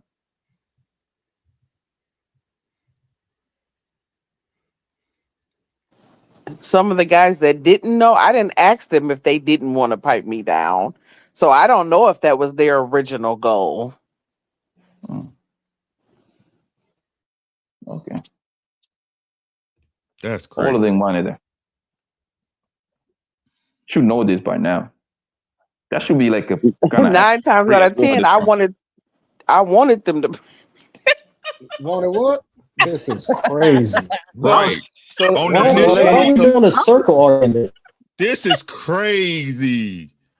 So, lady, let me ask you this. So, wow, bro. So let me ask you this. So when the guy, let's just assume this guy comes tonight. I don't know if you are at the store right now, right? And say, hey, girl, I find you attractive. I just want to fuck. What happened then? Can I get your number and then want to fuck you sometime this weekend? I don't know, depending on what's going on at the time and how he looking. I don't know. There you go. There you have it. Of course, I'm not. She got an AP. She is not mine. You cold. Of course, I'm not going to just accept somebody who walking up talking to me like that. Come on now. All right, one second, y'all. Hey, That's my boy crazy. Ali said, I'm striking Glenn and Trey. How y'all collaborate before we did, and tell Karen to take off the 3D glasses. We not watching the Avatar. Man, listen, Glenn just popped up in my comments. I just met this brother that I don't even know him. I guess I'm in the algorithm because we grinding, Ali. First of all, why don't you pull up? Hey, shout out to Ali for the $20. So shout out to Ali. Go ahead, bro. But the thing, lady, you just literally say 5 seconds ago you want a man to be upfront with you. Yeah. Now, yeah. They don't know what they want. This is so that's why the man got to do. That's but what I'm saying is that's good. If he says that, then I have. Listen, lady. That's what the man got to do. All this extra bullshit, like, oh my God, can I get your number? I want to get to know you. I want to take you out to some margaritas and pants. Because I could just say no, and it'll be done. Like if he's been up front and that's what he wants, I'll just say no. And it'll be done. All the hoopla and all the extra, whatever, we won't have to go through all that. The whole point, and he can move on to the next person. Lady, and I understand your answer, right? I understand your answer. This is why men do go the way that the way it goes. Because they don't want to be rejected. It's not that. It's because they understand if they be 100% truthful with you. For some crazy reason, you're gonna turn around and flip it on them. That's exactly what's going to happen, for the most part. Wait, I'm sorry. I'm reading something. We don't know if we're that guy. Like, I'm confident, I'm proud, and I got a high ego. But I'd be a stupid idiot person to believe that if I walk up to a woman, I know for a fact she like me off rip like that. I have to figure that out. I might find out 10 minutes after talking to her, but I just can't walk up to her like that. I gotta talk to her. I gotta play the game. I feel like there needs to be a vibe. There needs to be something like, before you be approaching people. I don't know. A vibe. What a vibe look like? For me, like you, Tiara, respectfully, and you my home girl for real. You too old for a vibe, girl. You talking about a vibe? I was about to say that. I'm just saying, like, you know, if you around a person, you know that if you around a person, if you feeling a person or not. Come on now. I got that, but like, I'm just saying the terminology. Like, come on, Tiara, I'm looking for a vibe. Come on, really? No, I mean, well, maybe vibe isn't the term, but I'm just saying, like, when you're around a person, is it because you're a school teacher? The kids' terminology is kind of influencing. 6'7", 6'7". No, and I am not. I told you I'm not a teacher, but anyway, I thought you was a teacher. No, I work in an administration at the school. I'm not a teacher. Okay. Oh, you big dog. Okay, my bad. Hey, Uncle Rick, after talking to so many women, I mean, she got a good picture coming, y'all. So but all fellas in the comments, she got a good picture coming. Vibe is sexual attraction. That's what the vibe is. Hey, Uncle Rick, Sexual attraction. the vibe when women say it ain't nothing but you making her feel safe and comfortable. Sexual attraction. It's sexual attraction. That's what it is. Yeah. If you make her wet, that's what the vibe is, bro. Simple as that. There is no oh my goodness. There is not that much complication, bro. I hate when you're trying to make it like sophisticated. The vibe is, if you make her wet and horn. Simple as that. So that simply acknowledges again, y'all know that man is trying to fuck you when he approach you. Y'all know that, but try to play dumb and stupid with it. I mean, I assume every man that's what he's trying to do. And then she pick and choose because she say, "Let me know what you're on." And one man is gonna get it if she's attracted to him. The man that's not, she gonna make him do dinner dates and jump through hoops. I ain't gonna make him do nothing. I'm gonna tell him no from the beginning. Exactly. But hold on. Why so serious? Hold on. Go ahead, Karen. No, I was just saying, I just make the assumption that every man approaching me, that's what they want, unless they're gay. Yeah, it's your job to change my mind. Yeah. And Uncle Ray, do you want to know why they play stupid? It's very simple. Because now they get to hide, they get to play victim later on. Plausible deniability. I didn't know. Yeah. They get to play. Yeah, no, I don't like to do that. I definitely don't like to do that. And I tell other females don't do that either. Like, don't try to act like you didn't know something that you knew from the beginning. No. And that goes for other than just sex. All right, there's never women on the panel who don't do I got a question. So I want to ask a question, y'all. So is monogamy realistic in the social media area? Is monogamy Yeah. Huh? Yeah. Yeah, monogamy is realistic. Yeah. I don't think so. Yeah, it is. Yes, it's rare. It's definitely it's realistic. rare. I ain't saying it ain't real. It's rare, but it's definitely realistic. But it's just like in the situation with marriage, in a marriage, at least for a successful marriage, that's two parties both committing to do the work every single day. So the only way you're gonna get that monogamy and make it a reality if both parties got to commit to doing the work every day. And the only reason that divorce stuff creep in is when one party, that's either man or woman, decides they don't want to do the work no more. That's it. It's definitely I don't know about that, bro.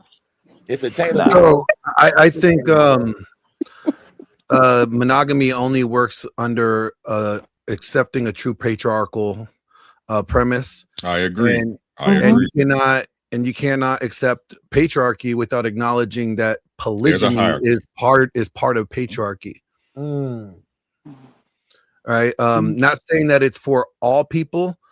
We could say that it's biblical. There's actually not one scripture in the Bible that says polygyny is a sin. Actually, we see God give it structure and give David multiple wives. Not saying it's what we should be practiced. I'm just saying that we can't, if we're trying to say we want a patriarchy, we have to understand what patriarchy means in its full capacity and acknowledge that there's both two sides of it. The way that we have a monogamy today, it is not patriarchal monogamy. It is like a matriarchal monogamy due to the way that our laws and incentive programs have been set up. So we have like this faux patriarchal system. It looks like patriarchy, but it's not. It's like you look like you have the responsibility and the authority, but you just got the responsibility. You forfeited the authority. And so in the social media era, I mean, even the last 40 years, we have not been monogamous. Monogamous is one mate for life. No, we've had serial polygyny, or you could call it serial monogamy, where you go from one committed relationship to the next committed relationship. That's just soft polygyny. Facts. Yeah, it's pseudo. It's a pseudo polygyny. Yeah, that's why I say it's non-realistic, because if you really look at it, right? I mean, just to go straight to the point, if you were monogamous, right, and this is both men and women, right, then as soon as you find that one, then all those followers need to disappear. You don't keep people in your orbit. But if you're in a monogamous relationship, why are you still maintaining some form of access to other individuals by having all those followers and still responding to their DMs and et cetera, et cetera, et cetera? Oh yeah, she shouldn't have that much. In my opinion, guys, any girl you deal with shouldn't have no super big social media presence anyway. In my opinion. What typically happens is then that person would try to convince you that social media is possibly their. You see what I'm saying? It's possibly their monetary gain or job. Right. So, it better be. It better be. You see what I'm saying? Well, I know Karen is a fighter. I mean, is a what are you, Karen? I have a travel business. Right. It better be. Yeah, so she has a travel business. Baby. So she advertises by flying everywhere and posting everywhere. Yeah, again, even in her swimsuits. Yep. Yeah. Oh, so that's why you was in Thailand and all that. Listen, man. I think you Negroes lying to yourself, man. A real nigga, a real man. Like, is this okay? A real man, a real nigga needs a good wifey and a hoe. Okay, you need a good wifey at home, and you need a good freaky hoe to go play it outside, man. Yeah, are downgrading yourself for just keeping one bro around, bro. I'm sorry. I need a couple of things. I like to get my girls like when I go to Costco, nigga. I like to get them by the bundles, nigga. I cannot get one. I need a couple. I need a couple of them things, bro. Get two for the price of one, homie. Y'all need to stop playing with yourself.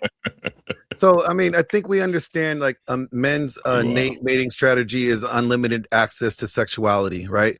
That doesn't mean from all women. It could be you want unlimited access to sex from just your woman. There you go. Right. Or it could be that you want multiple women. That it's not men are not a monolith in that sense, right? Just like women are not a monolith. But understanding that, you know, there's a sense of duty that are on both sides of a relationship that needs to be prioritized. And this is where men and women fail, is when they are more concerned about what their needs are rather than their partners, instead of whether or not are they fulfilling or meeting their partners. There you go. That's what when I you was start thinking about me, you're not thinking about we. And that's the problem. That's what I was saying about. That's why I was asking Rose. Like, ladies, for real, if you want to know how your man feel about you, do what he asks and see how he treats you. I'm being honest with y'all. Listen to what I'm saying. Even though there's some goofies out there, but every man or a lady, when he got one, we know. It's those women that walk in rooms and men straighten up. Lot of goofies. You know what I'm saying? They straighten up. You know what I'm saying? They don't talk to her a certain way because it's just not allowed. It's just not in the cards. Right? So if you give him, that's why I was asking Rose, okay, let's say y'all right, and this is far-fetched, but I'll play you guys' game, right? Let's say you're right as a woman, right? I should be able to see your every need before it even hit, right? I should make everything comfortable so you can be the woman you are. Facts. What are you doing to free up off my plate for me to have the time to do this for you? Right? What extra do you give me to incentivize me to want to even move like that with you as a man, right? But y'all say, well, that's just the way it should be. You ain't special. No. You ain't special. You make yourself special. It's just that simple. right? Be a lady at all times. And if a man don't know how to act around you, you got an easy decision to make. You got an easy decision. It's the same with the dudes, man. You give your girl everything you promised her. Don't be a man of your word. Don't be doing shit you ain't you don't be saying stuff, excuse me, you know you ain't gonna do. Right? Be the man of your word and present it and see how she act. If she can't get under your program, your frame, and whatever y'all want to call it, you got an easy decision to make. Right? But again, you got to be doing your job, and that's the whole thing. People don't want to do their job. I should worry about me on a general stance as a man, because that's what I do. I got to keep my head on the swivel. But the stuff I don't want to deal with, you are supposed to be handling for me. That stuff you don't want to deal with, that mortgage, that car note, that insurance, that safety, that protection, that gun range, everything, you name it, right? I got you. Please note, if y'all not dealing with responsible men, that's your own fault. The other piece to that too is like we talk about the moving of the goalposts, right? And I'm going to talk to Glenn's point because he said something that was very profound. All right. Now, when the lady says that you're not being consistent anymore, I'm just taking that as, okay, for a time you said that, hey, you needed help in this and I helped you. But then you made it where now it's my responsibility. So eventually that man is going to break by shouldering everything. And then once he breaks because he's shouldering everything, now the term comes out, oh, he's not being consistent. If you move the goalposts further, like far away enough, and then he cannot reach that, what is the term that they use? Expectation. That's when they start to say, oh, you're not being consistent. I'll stop there. Okay, I just wanted to say it was great talking to all you guys. I appreciate the time. You go to work in the morning? Yes, I do. And nice to meet you, Karen, because I didn't think I met you on the other panel or what have you. And nice to meet you, Glenn. You I like you. You got a lot of sense. I'll talk to you guys. Are you gonna be on there tomorrow, Trey? He working every day. Oh yeah, he said every day. Okay, I'll see you guys. Uncle Rick and Samson and what's old boy name? Why so? And 30K and all that. Yeah, but nice talking to you guys. I'm about to go to bed because I got to get up in like 5 hours. Good night. Okay. Good night. Have a great night. All right. Good night. So I'm going to say this. I think monogamy is realistic, but only for people who actually want that, because a lot of people actually don't want that.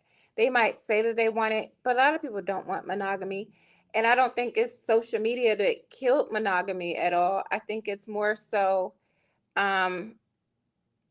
people already did not want monogamy, and that just opened up more access and options and for people to seek attention through social media. But they were doing this even without social media, realistically. True, but not at the level though, because social media gives you a whole other level of access. We removed the shame buffer. Got to refresh. There was definitely. We removed the shame on both sides. We had guys shit. When I was coming up, like, I know you guys probably agree with me. How many times do you lie to a girl to get in her pants? All the time. Exactly. So we have created the women that we have today. We created them. Yeah. They learned from us. We can't really complain about the crop of women that we have out. Time out. When you say lie to them to get into their pants, what that exactly means? Because I got a big problem when people say that. If you misrepresented your intentions to get in her pants. No, never. I haven't. Like, oh yeah, I know somebody, yes, but I haven't. No, when I was younger, for sure. That's what I'm talking about. That's what I'm talking about. But the point is, bro, if hunger fuck you bad, bro, you don't have to lie to her. Like, nobody lied to her. She already wanted to do that on her own, bro. Like, y'all need to stop saying that bullshit. So maybe in some cases, but I'm just saying, if you represented that, hold on, Glenn, hold on, so you can understand what I'm going. There is no like man in mankind that we want to make Miss Morris fuck me. She already made up her mind that she's not going to fuck me, bro. There is no like that, babe, bro. Y'all need to stop saying that bullshit. No, because Because at it's that actually point, you're there's a turning these lie on women both into sides. children. There's a lie on both sides. Okay, like guys would lie to women, women would lie to men, guys would lie to women to get sex, women would lie to men to get lifestyle and resources. Right? The lie goes back and forth. That's why there is no lack of trust or foundation to build anything. Like we grew up in the hookup culture, which was like the which was birthed from the poor job of the purity culture, where they would try to shame sex. They didn't teach sex properly, growing up.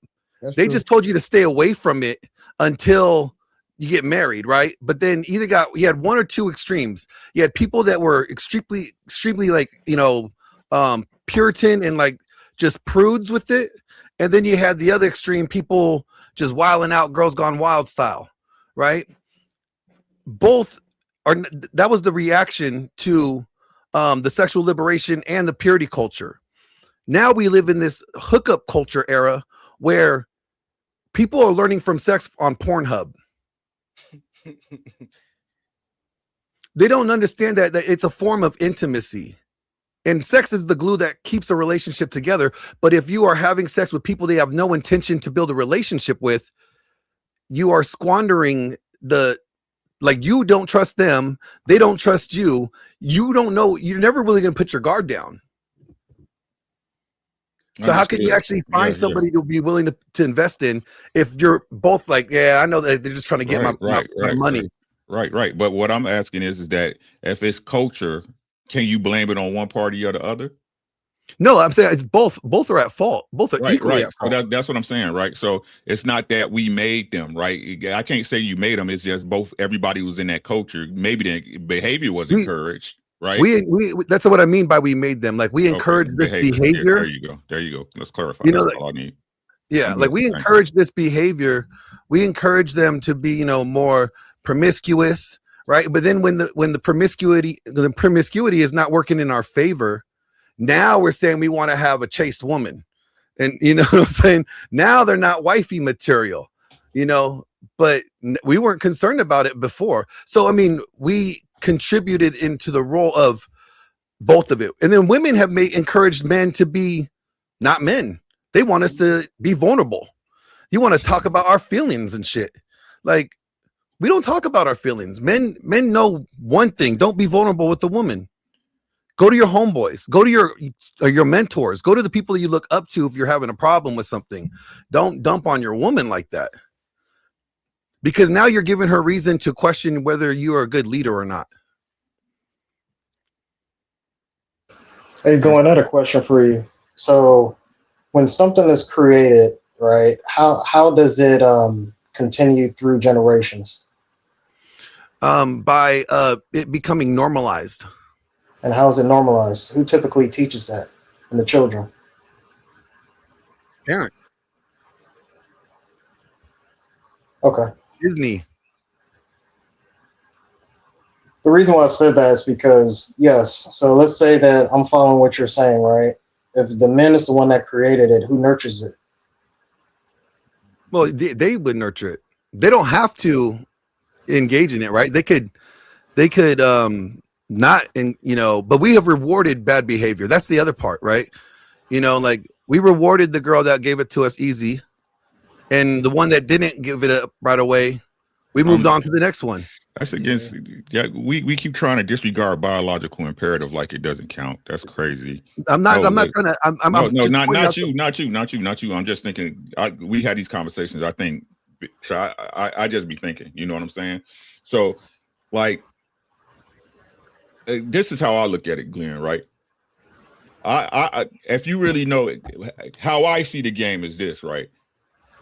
If I'm trying to holler at you, right? Me personally, first to give you my premise, I tell my fellas, Poppy's here, Trey is here. They tell you what I say. This is my belief. Don't be putting no dick to no woman that you as a man don't believe she's not wife material, because shit happens. You see what I'm saying? That's my rule, right? But to say And I think this is the biggest misstep that girls don't understand, that females don't understand, right? It's a difference between a responsible man and a reckless man. Yep. Right? It's a big difference, right? The difference is that y'all like reckless men most of the time. Right? Women like reckless men most of the time. It's the men that y'all actually put value in, women, the culture, right, are the ones that's the most reckless. Mm-hmm. Right? We gotta understand, like, again, ladies, it's not personal, right? It's not personal until you make it, right? We trying to hit you off bat. Now, this one particular man might be the type of man, he don't want to hit you unless you're his wife. But the question is not why the other dudes are like that. The question is why you can't attract that particular man. I would say, why can't they keep them? Right? Right? You got to attract them first, though. You see what I'm saying? You got to attract them first. Yeah, you're right. And he has to be him first too. You see what I'm saying? That would be the first step, right? But he has to be the man first. But that goes into all the conversation we have, and like, why so serious? The lies don't really start. The lie, the whole thing is a lie at the beginning, right? And the reason why women love you is because you be lying with them, right? Like you said.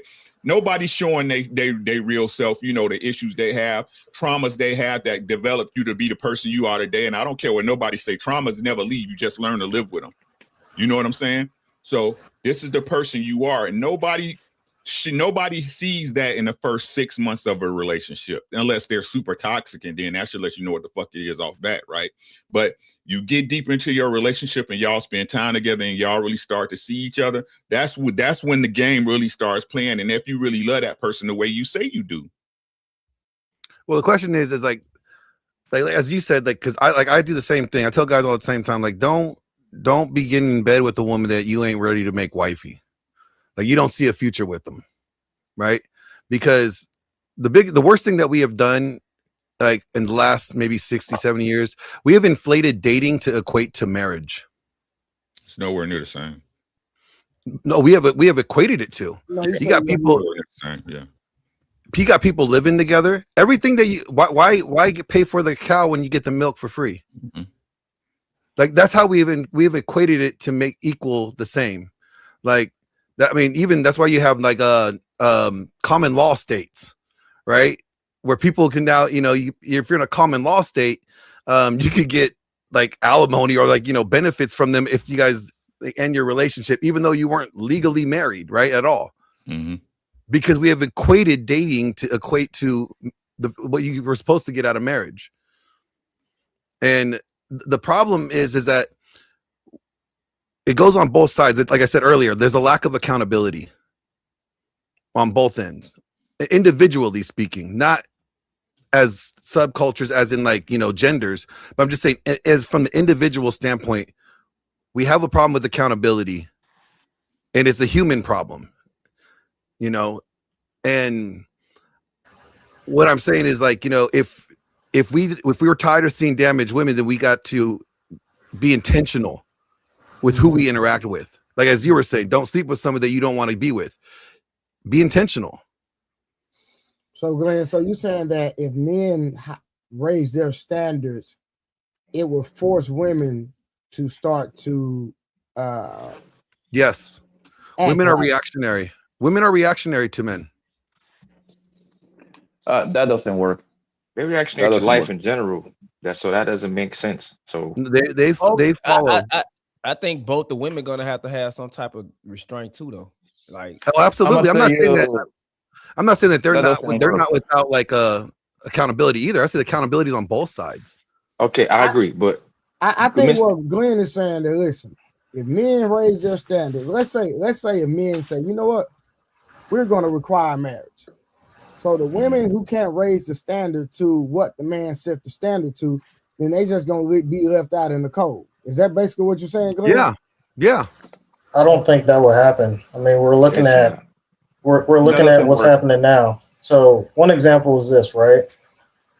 MGTOW started, right? And then that kind of went down, that went the way. It went down this path. And then later on, then Red Pill came out. and there was a reaction to that, to the point where now they wanted to make it political and saying that, oh, these are incels, this, that, and the third, to try to push the government to make it some form of some type of law or put it into legislation. So the response is that it's like, okay, we're going to force you to go back to your place. And then, of course, we had the cancel culture, which led to Me Too. I understand what you're saying. So there's men out there that will raise the standards and say, I'm going to abstain from sex. That's the reason why I said the original statement about what if the man was told it. But the response will be, oh, you must be gay. I get what you're saying, but we're looking at in real time what's going on. And I believe that's the reason why the dating game, because, they call it the game, has become transactional to where it is today. Well, I mean, and that doesn't work. That doesn't work. And I'm gonna tell you why that doesn't work, bro. Because most women are hoes, Mr. Glenn. Okay, most of them are hoes, which means, right? Which means that they have been damaged. And yes, the men can hold back, right? And get one of these queens that are over here left, right? Come to him. They probably get along with it for 6 months, maybe a year. Hell, I'm giving you 2 years. Guess what? She's already damaged. She's gonna be craving to get back on the street. So that's gonna mean that she's gonna find whatever reason she needs to create in her head to go get back out there, bro. Because once a woman get fucked by a certain amount of guys, there is no returning back for most of them. You're gonna have your exceptions in there, yes, but they're gonna continue doing that over and over and over and over. Are you talking about pair bonding? I don't care. There you go. You see, you know where I'm going. That's exactly what I'm talking about. Well, so that there is also the proof, like the theory and like the study so far, that if you were the guy, let's just say let's just say you got with some girl that had like 1,000 bodies, right? And you're 1,001, but you transcended that sexual experience for her. She has the ability to pair bond with you. That's what the study is showing now. So body count, they're saying body count doesn't matter unless you are the ones that are subpar, basically. There's only been one study so far on that, so I wouldn't say it's irrefutable data, but I would say that it's interesting because you can see cases like that with so I interviewed Tito Ortiz's wife. You guys remember Tito Ortiz, the Huntington Beach bad boy, the boxer, the UFC fighter. Nah, he's a UFC fighter. Yeah. Yeah. I interviewed Tito Ortiz's wife about last month, and how their relationship made it, because he was with Jenna Jameson. He had 2 kids with Jenna Jameson. He went through a horrible relationship with her. He hated women. He was like, I'm done. He's going his own way. He had custody of his own kids. And Amber Nicole had her own life. She was like a boss girl. I was like, what made you want to give up everything that you've built for him? Because he was the guy, right? He ended up being the guy that she was willing to give up everything for, and stuck with him through all the hardship, right? Being half the battle is knowing what you're willing to sacrifice and for what you're willing to sacrifice and being committed to it. The real problem is that we're not really committed as a generation. We're so quick with the easy button. We go through divorce like it's a drive-through. We don't think that there's this who does that though? Glenn, culturally, I think. Well, I mean, if you're saying divorce, we know that women initiate divorce 75% of the time, right? But when I had James Sexton on, the divorce lawyer, we broke that number down. I said, okay, explain this to me. He goes, half the time of that 75% of the time, the lawyers are the ones encouraging the wife to initiate the divorce process. Wow. Yeah, I like him. I listen to him all the time. And it's because okay, let's say the husband cut off the finances, he's not sharing his resources with her, and so now all the bills are left in her, she's responsible for all the bills and stuff. Well, they're still legally married, and he should legally still be giving her access to the joint resources. So the only way that she could get finances would be to have an injunction put in place, legal, a court proceeding, to basically a divorce is you're suing the other party. So they have to file paperwork, just even though she may not want to divorce him. But the only way that she could financially get any assistance is for that to start the proceeding. Mm-hmm. So yes, I could say that we could say 75% of the time divorces are initiated by women, but that doesn't mean that all women want to divorce their husbands and all women bad. Now, Yeah. No, go ahead. Oh no. Yeah, and also like I know at times there are men who won't leave. So like they might be completely done with the relationship, but they won't leave. And I even spoke to people personally and was like, who said like that would ruin her. Like that would crush her. Like although they did no longer wanted to be in the marriage, the situation, they were like, I gotta let her leave because it would literally crush her if I was the one who walked away. Because my life is gonna be better without her, while her life is, you know, she's gonna be just trying to figure it out. Yeah, the biggest problem that we have is we have no respect for duties anymore. Duties or like commitment. Like we don't understand what a covenant means. You know, like there's obligations that when you're in a marriage that you know you made vows for. And okay, Glenn, can I ask you a question? I want to say my bad. Can I ask you a question? You know how many men, and I'm speaking for men that recently married before, that was a long time ago, but it's over with now. I'm saying, you know how many men do what they're supposed to do? Pay every bill, take care of everything in the house. When she needs something, sexually, physically, mentally, emotionally, get it to her. What you got to understand is most modern women aren't happy with a routine. And I said this many, many times. A man can go to a job he hates. If he make $150K a year, he'll stay there till he retires. Most women eventually get tired with her man's routine. And you know what most of them do? Not all, but most. They won't tell you that they feeling bad today. That, oh, you didn't pay her no mind today. You ask her 1,000 times, babe, what's wrong? You okay? You can talk about it? No, I'm fine. I'm cool. Mind you, in the back of her mind, she's preparing to leave you. She's not even trying to work it out. Why is he being a good servant leader? Why is he accepting continued bad behavior? Bro, that's what men been doing since the dawn of time. You know how many men stay when they unhappy? But why does he continue to accept bad behavior? Because you know why? He gets up, he sees a room full of kids, that's his and her kids. He wants to stay with his kids. He knows that they separate and depart, he's gonna have a hard time. He got to go to court. He's gonna be on child support, paperwork, alimony, whatever the case may be. Most men don't want to go through that, common sense wise. That's too much to do. So he got into an inconscionable contract, knowing the risk, and he's saying, I'd rather it's cheaper to keep her. For sure. Yeah. So then he's put himself in a position to lose, right? It's a lose-lose either way. So, but you're right. No, because there's ways.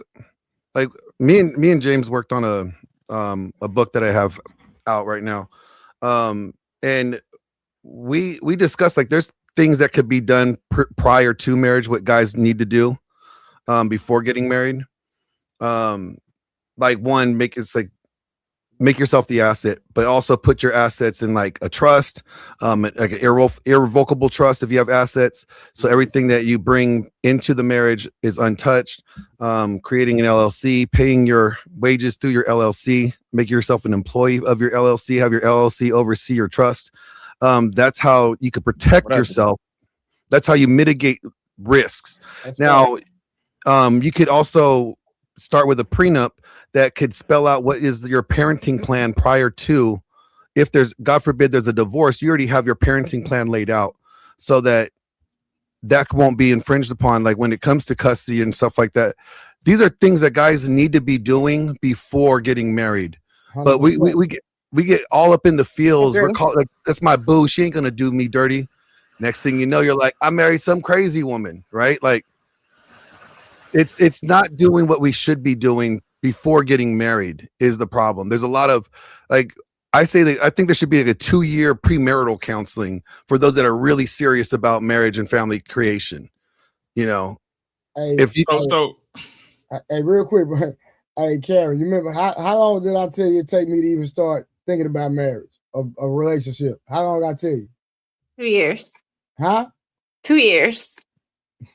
But I agree with it. So can we establish a baseline tonight? Talk to us.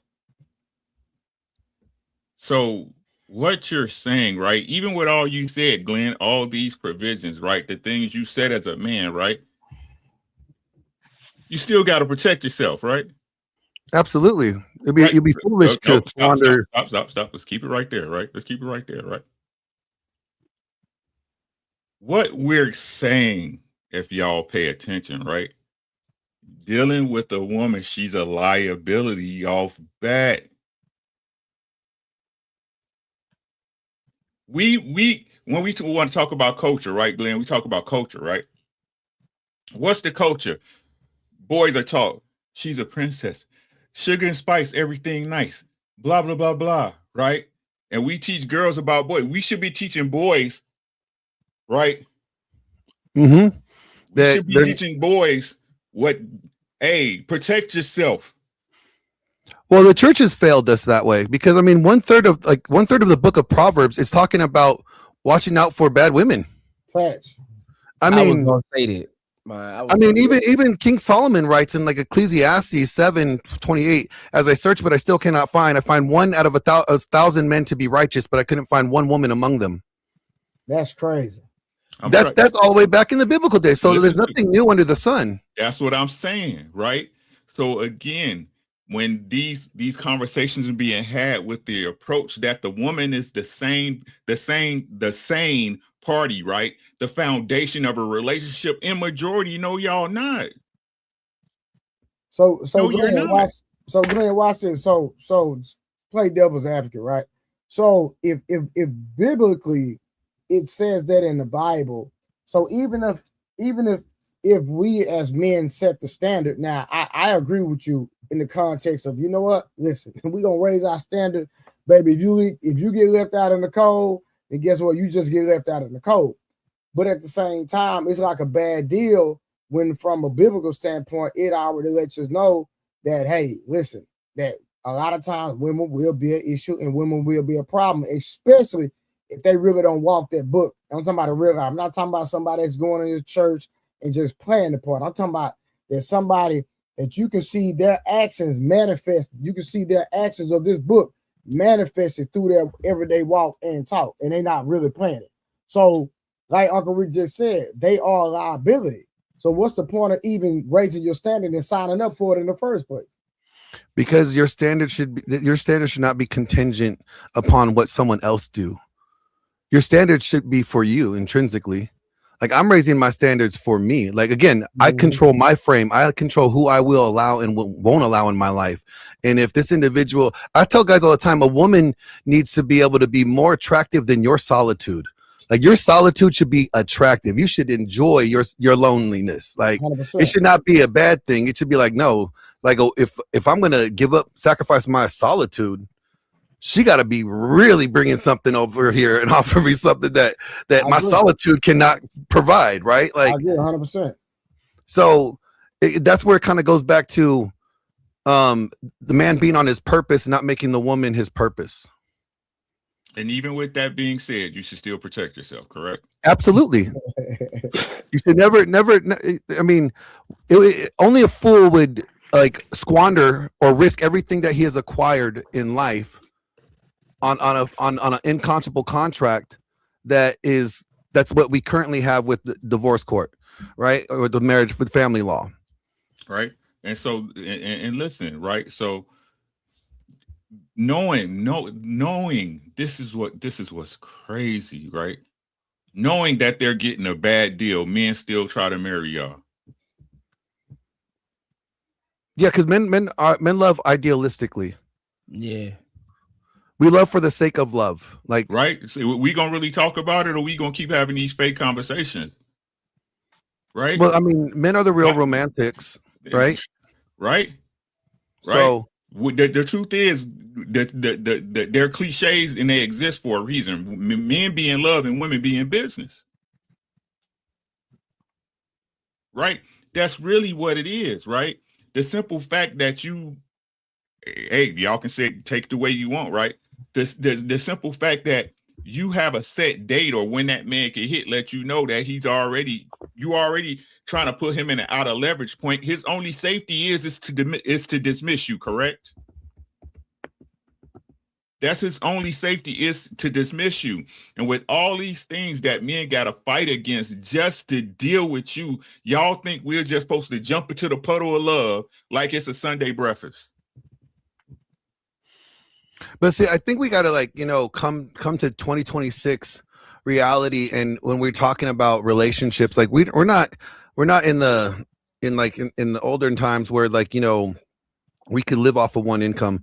You know, when it comes to couples, when the statistics show that couples married or unmarried, only 18% of couples could live off of one income. So if we are saying, like, hey, we're the provider, we're the leader here, then, but we still require them to pick up our slack and provide the extra that we cannot provide. I don't agree with that. We have to understand. Let me finish.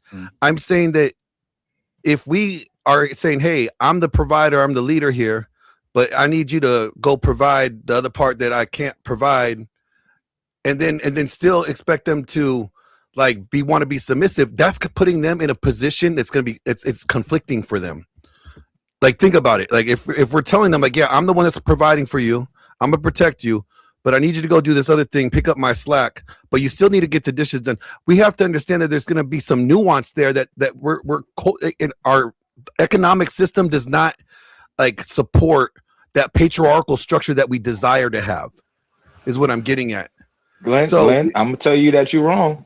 You're wrong. Most men that live in a 2-income household with their wife or their girl, they're helping her cook and clean and take care of the kids. I don't know why people get this messed up ass notion that if people thought like that, would nobody have kids? If men couldn't afford to pay for everything, nobody would have kids. That's just the facts of it. But see, I'm agreeing with you in the talking point. I'm saying the talking point rhetoric, saying that, you know, this mentality that, like, you know, she needs to just be submissive. Well, it's harder for her to be submissive if she thinks that she's picking up your slack, right? That's what I'm getting at. It's like this, we have to reframe the talking point and the structure that talking about what patriarchy is supposed to look like today, not what it was before. And if we go down to the definition of the term patriarchy, it just meant father-led. It didn't mean father had to provide all the resources, because the Proverbs 31 woman, she bought a vineyard with her own money. Right. So we need to reframe the talking points of what this means as leadership and being the patriarch of our home. And that's what I'm trying to say. Like, we have to restructure the narrative. We can't go back to 1950s talking points and expect that's what we're wanting. We're not going back in time. Yeah, but we also got to get. That's because, like me, I don't deal with broke women. Just not going to do it. I don't deal with broke women. Period. But not at all. But real quick, Glenn, and after this, Vaso Ships, you can continue. Do you believe that majority of men are getting a bad deal though? I think majority of men do get a raw deal, but I kind of blame it on them at this point, because the information's out there. I don't think any guy believes that the Disney fairy tale. And actually, it's proven, even like Gen Z, like or Gen Alpha. Like, do you know Gen Alpha is the first generation in the last 5 generations where we've seen more men in church than women from that generation? That tells you something. Like, for the previous 4 or 5 generations, the predominant majority of sex in the church would be the female sex. They made the majority of the congregants, right? Gen Alpha or Gen Z, one of the two, is the men are the first from that generation. They actually are more attending church than their the females of that generation as well. They there because they know the hoes be in church. That's what they there. No, I think what they're there for is because they're looking for leadership. I would just be funny, bro. That's But there are hoes in the church too. I met a lot of them there. Listen, hold on. My point is this, right? If you have a good man that he's paying majority of the bill, let's just say she just pays to put gas in the car to take the kids to school. It doesn't make him less of a man. He's still a man. He's still got, if somebody knocks on the door in the middle of the night, he got to go see. If somebody break through the window, he got to go see. So you shouldn't only respect me when I'm doing things that benefit you. I'm still a man, whether I'm doing something that benefits you or not. That's weird to me. Because I don't, no man said, oh, if she don't cook food for me tonight, she's not my woman. You're going to be, okay, she didn't want to cook tonight. So what? It's whatever. Well, what I'm getting at is like this. Glenn, real quick. Well, how old is the Gen Alpha generation? I think like they're still either like the younger side of it is either in their teens, and then some of them I think are just over like 18 or adulthood. I can't quite. Well, my son is Gen Alpha, so he's 19. So yeah, he's just over. I think 19. Individuals born between 2010 and 2025. Yeah. Oh, okay. Now somebody in the chat had asked that, so I was just trying to see what demographic, what age group they were. Yeah, I mean, it's interesting though, and what we're seeing like in like from like a church statistic, right? They're not in Protestant churches. They're actually going more to traditional mainline churches, like or Orthodoxy, Catholicism, not so much Protestant, because they're looking for that structure. So you said they're looking, okay, so they're looking for structure and leadership. Yes. But how does that? How do we correlate that with the whole experience with dealing with women and what a lot of men are dealing with today? So like a lot of these younger guys, they're learning. They're kind of like either if they've gone their own way, like they went MGTOW, in the sense of they are more focused on creating their life, putting themselves in the best position. They already see like, oh, women are acting wild. They're either OnlyFans or they're some form of 304, and they just don't see the value in them at this point in their life. I'm gonna interject real quick. So how do we blame that on them on men though? Because if I stand corrected, you spoke about how that men have created the women that we have today. So yeah. So explain that to me. So we have rewarded the bad behavior of promiscuity. Like we've capitalized on promiscuity. Right? And that's how we reward it. That's how we created it, right? We showed women like, yeah, this is what we like. Something like that. Yeah, I was gonna ask if you can give like specifics of awards. Are you talking about like the Simpson Tricks are the ones that are given the award? Attention is Golden Girl World.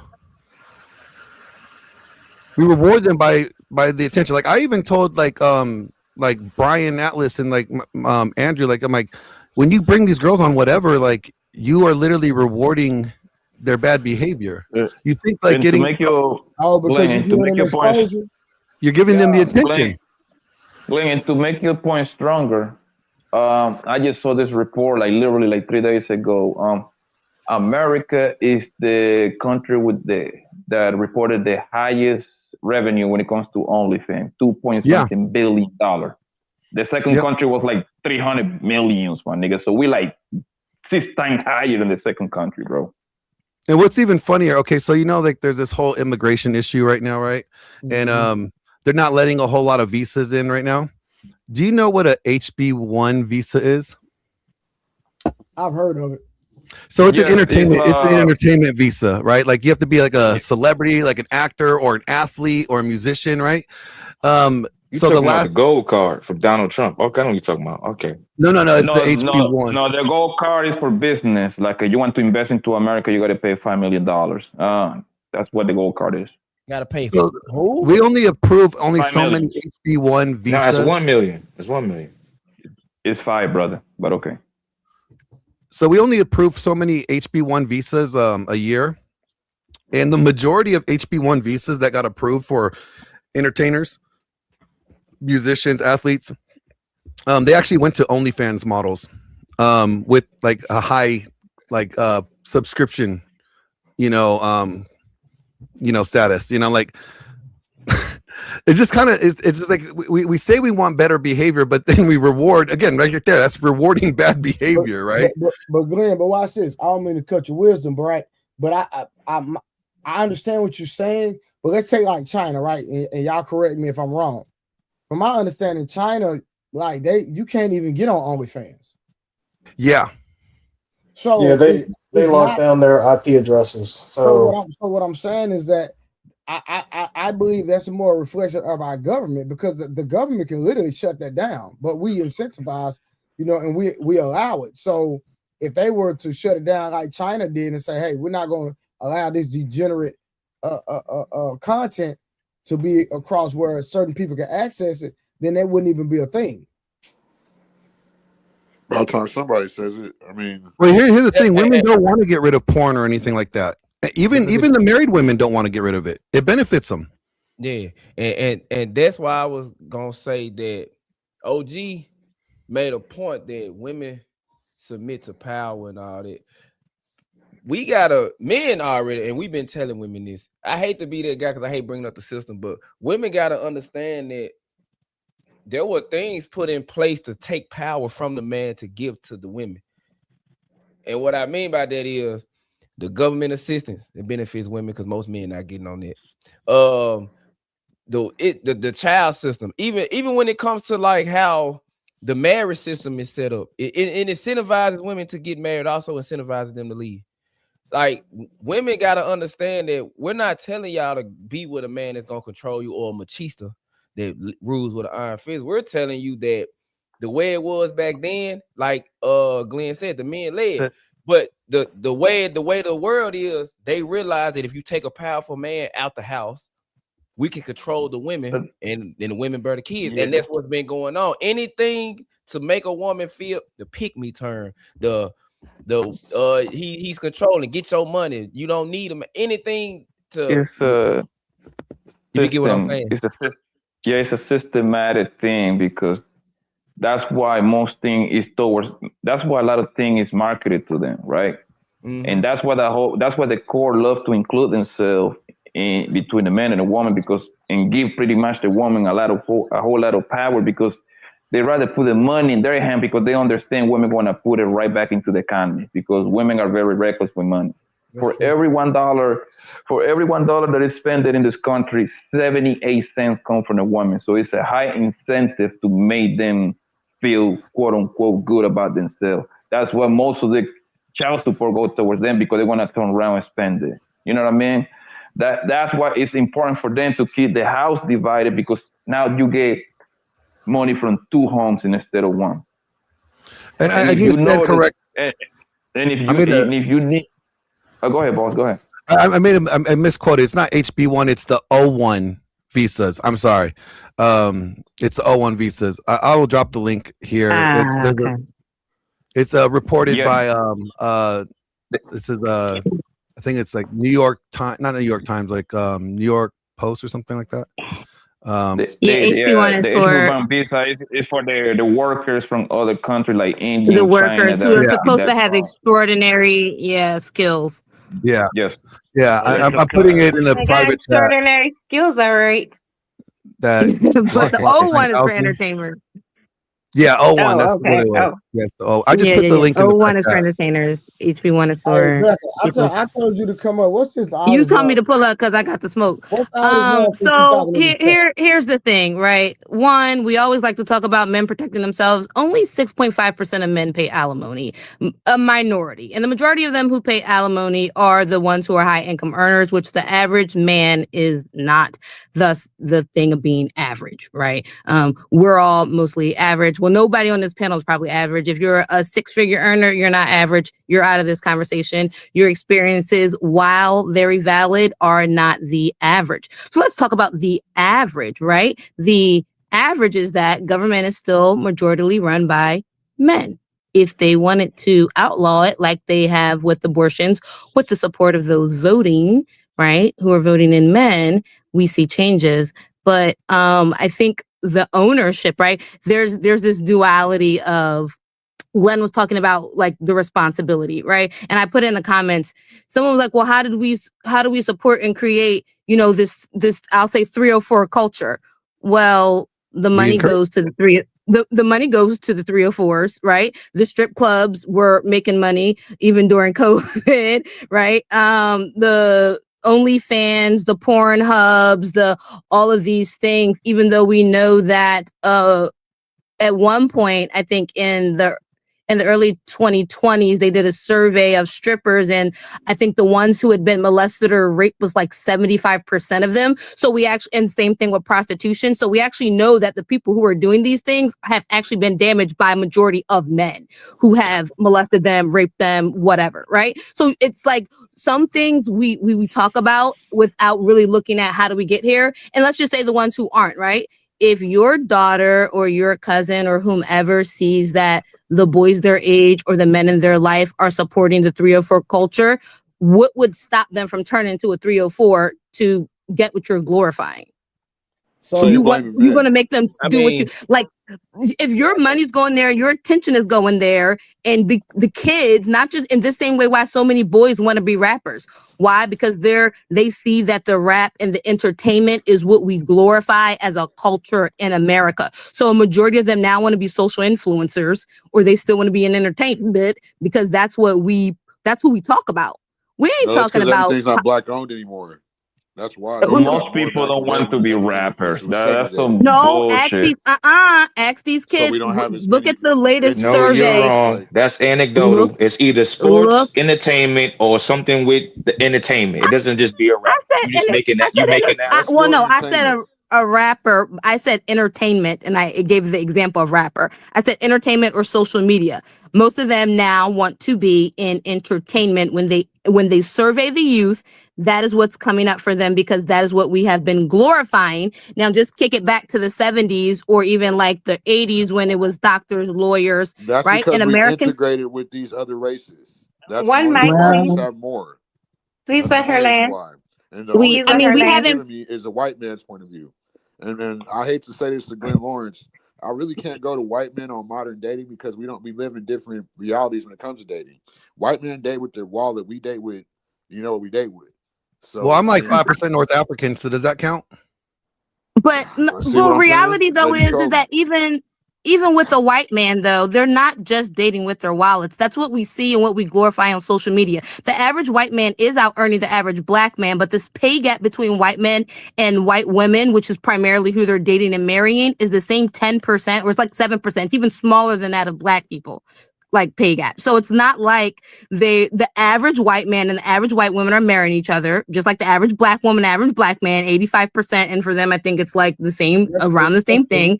They're earning within 10% of each other. That's why the only when black women are the least married. Black women are the least married. No. I understand what you're saying. I forgot your name. What's your name? Still marrying black men. Yeah, I'm sorry for interrupting. My bad. Salute to Trey. Yeah, no, that's her point. Her point is that there's still the demographic between white men marrying white women and black men marrying black women is still the same. So even though I understand what you're saying, that at least married, it still doesn't negate her point. Real quick, Trey. Right, and the marriage actually of black women is actually going up with the fact that they're now dating outside of their race. So if you look at the increase that has been happening, there is an increase in black marriages in America in the last 5 years. In addition to black women are dating outside of their race starting to.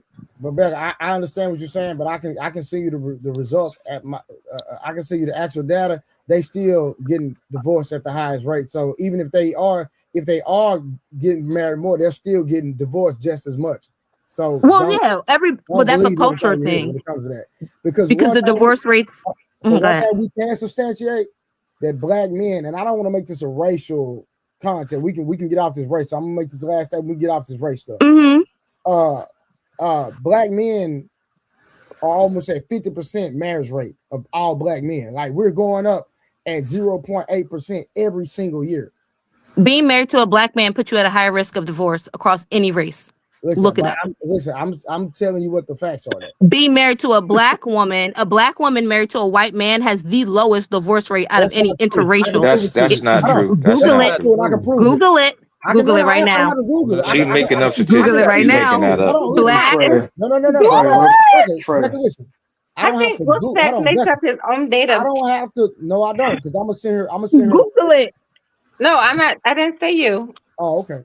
I'm gonna say I'm not gonna Google it. I'm gonna send you the actual data. I have looked at the actual data, Okay, and now black listen. women Hold on, and white Becca, men wait a minute. marriage have the Becca, lowest divorce Becca, rates. I'm going to send it to you. Listen, because we're on live. I'm going to send it to you. And once you look at it for yourself, I'm gonna make sure you come back on this live and say, you know what? Can't you screen share? No. We're not doing it. It's gonna be too much right now. Listen, I want you to come on stream and say Trey was right. I apologize. Thank you. That's all Okay, I need. I'm gonna look at. I'll look at what you send me. Go ahead, 30K.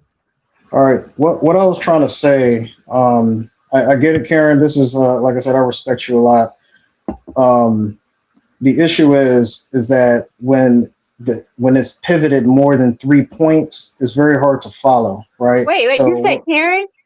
yeah, I said Karen. No, I'm not saying you did that. I'm just because you said let her land. But what I was addressing when you said let her land, Becca was jumping from point to point to point to point to point, right?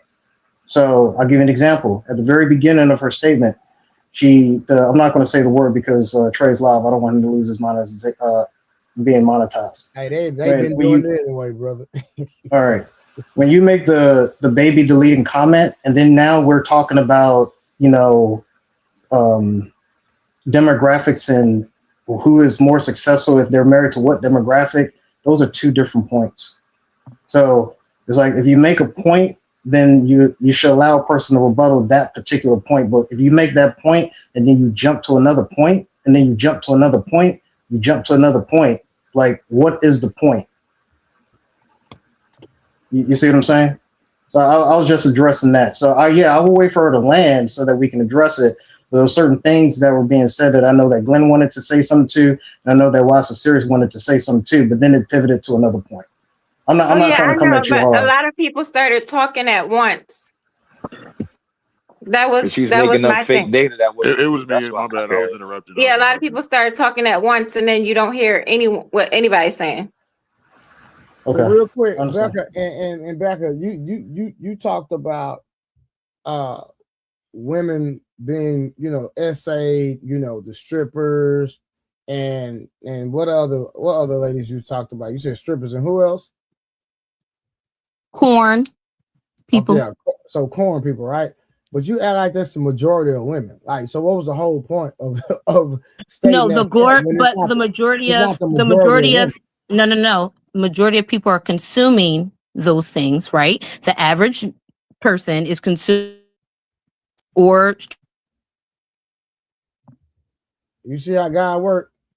See, now let me jump in real quick, right? Because in terms of the presentation itself is what I have the issue with, right? We're conflating. So we'll go from, okay, here's the data for this, and then we'll switch and pivot to another point and say, well, here's the average. Okay, well, what's the numbers? If we're going to talk about numbers, then we should keep that all the way straight across the board. Not say this is the average, but then when we talk about another point, well, this is what it says. It's very difficult to follow that logic. That's my rebuttal to the statement that Becca was given, or the statements. Okay. So when we're talking about the first point, right, was Glenn saying we've glorified 304 culture. Mm-hmm.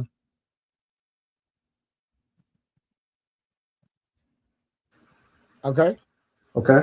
I think she's breaking. So, hold on. Still working? That's me. That's boy, me. I'm telling you, boy, the Lord is working, boy.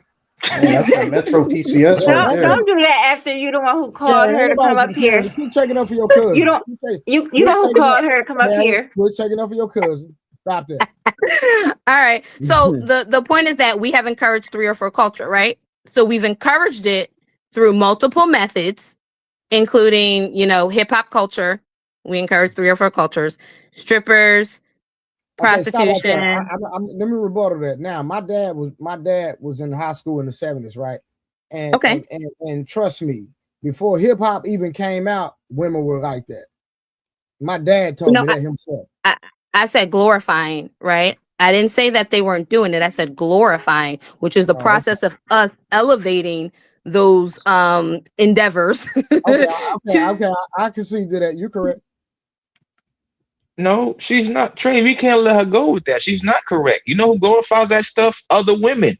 Oh, you want to see? But you want to see? But you the average man, we don't.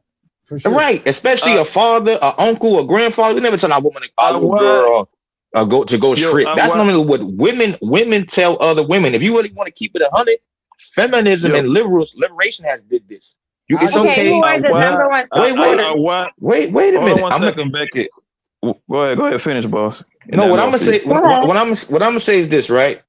Mm-hmm. This is happening because 80 to 90% of women find 80 to 90% of men unattractive. So now men can't get sexual attraction. They're going to get it for free. Most men ain't paying for only. Hold on, stop. You gotta let me land, please. You gotta let me land. Most men can find the stuff you're talking about for free. We're not paying for that. It's only a small handful of men paying for only stuff accounts. So for you to say that, that's illegitimate and incorrect. So I'm gonna say this, and I want this to be heard because we all know this to be true. There's women right now telling their daughters at young teenage ages to go get money from a man. If he don't take you out or buy you this or buy you that, don't be with that man. So what comes with paying for a lady, right? Access, right? I never heard a man in my life at 38 years tell his daughter or his niece or whoever, his little girl cousin, go out there, get some money, go sleep with a man. No. When women are left to lead the household by themselves, they're causing this. Every dude I know that's outside gangbanging in the hood in the street, he lived with his mama. Yeah. Every man that's a deadbeat I know was born and raised with his mama. I don't know men that got 2-parent households that behave like that. That's not on us. I wanted to say something real quick to that. Becky, at what point, hold on 1 second. At what point is women responsible for their own pussy? Why y'all blame everybody else? Y'all being hoes except yourself. I never understood that. I didn't blame it. The starting point is the starting point, right? And then, right? So there's a starting point of when did this culture, the strict culture, you blame guys, you blame everybody except that the pussy is attached to, which is yourself. Women are the street culture though, because there's not no. Do men have their version of a strip club or only? Yeah, Trey, let me ask you this, Trey. When you was in the street, whose fault was it? Was it your fault or everybody else's fault? It was my fault. There, you see how simple that is, Becky. When I was in the street, I know what the fuck I was doing. I'm not gonna sit over here and well, it was my mama's boyfriend, baby daddy, cousin, nephew. No, nigga. I'm gonna put it like this, right? The things that I seen in my neighborhood, I choose to be involved in it. I didn't have to be involved in none of that. Man. There you go. Real quick, let me say something. All right, so the glorification piece that I wanted to I wanted to say something to. When the magazine Cosmetologian, whatever that thing was called, that Susan Ann Browder was Cosmopolitan. Yeah, Cosmopolitan. Mm-hmm. Who was that catered to, and what was it glorifying? It was catered to women. And what was it glorifying? And it was glorifying, I would say, feminism. Sexual liberation as well. It was glorifying that too. Which is part of feminism. So when was that stuff being printed and basically given to women or available to women? Since the 1800s, like 1880, they've been doing feminism or trying to do one. No. I'm talking 1864. No, 1848. 1848 was. I'm talking about Cosmo. No, that magazine started in about 1963, between that time. Oh, I thought you were talking about feminism. Yeah, you're talking about the magazine. Yeah. Okay. So that was glorifying that. All right. What was the families in 1960s? That was like they were breaking up the black family. Well, I was pertaining to the. That was 1965. That was 1965.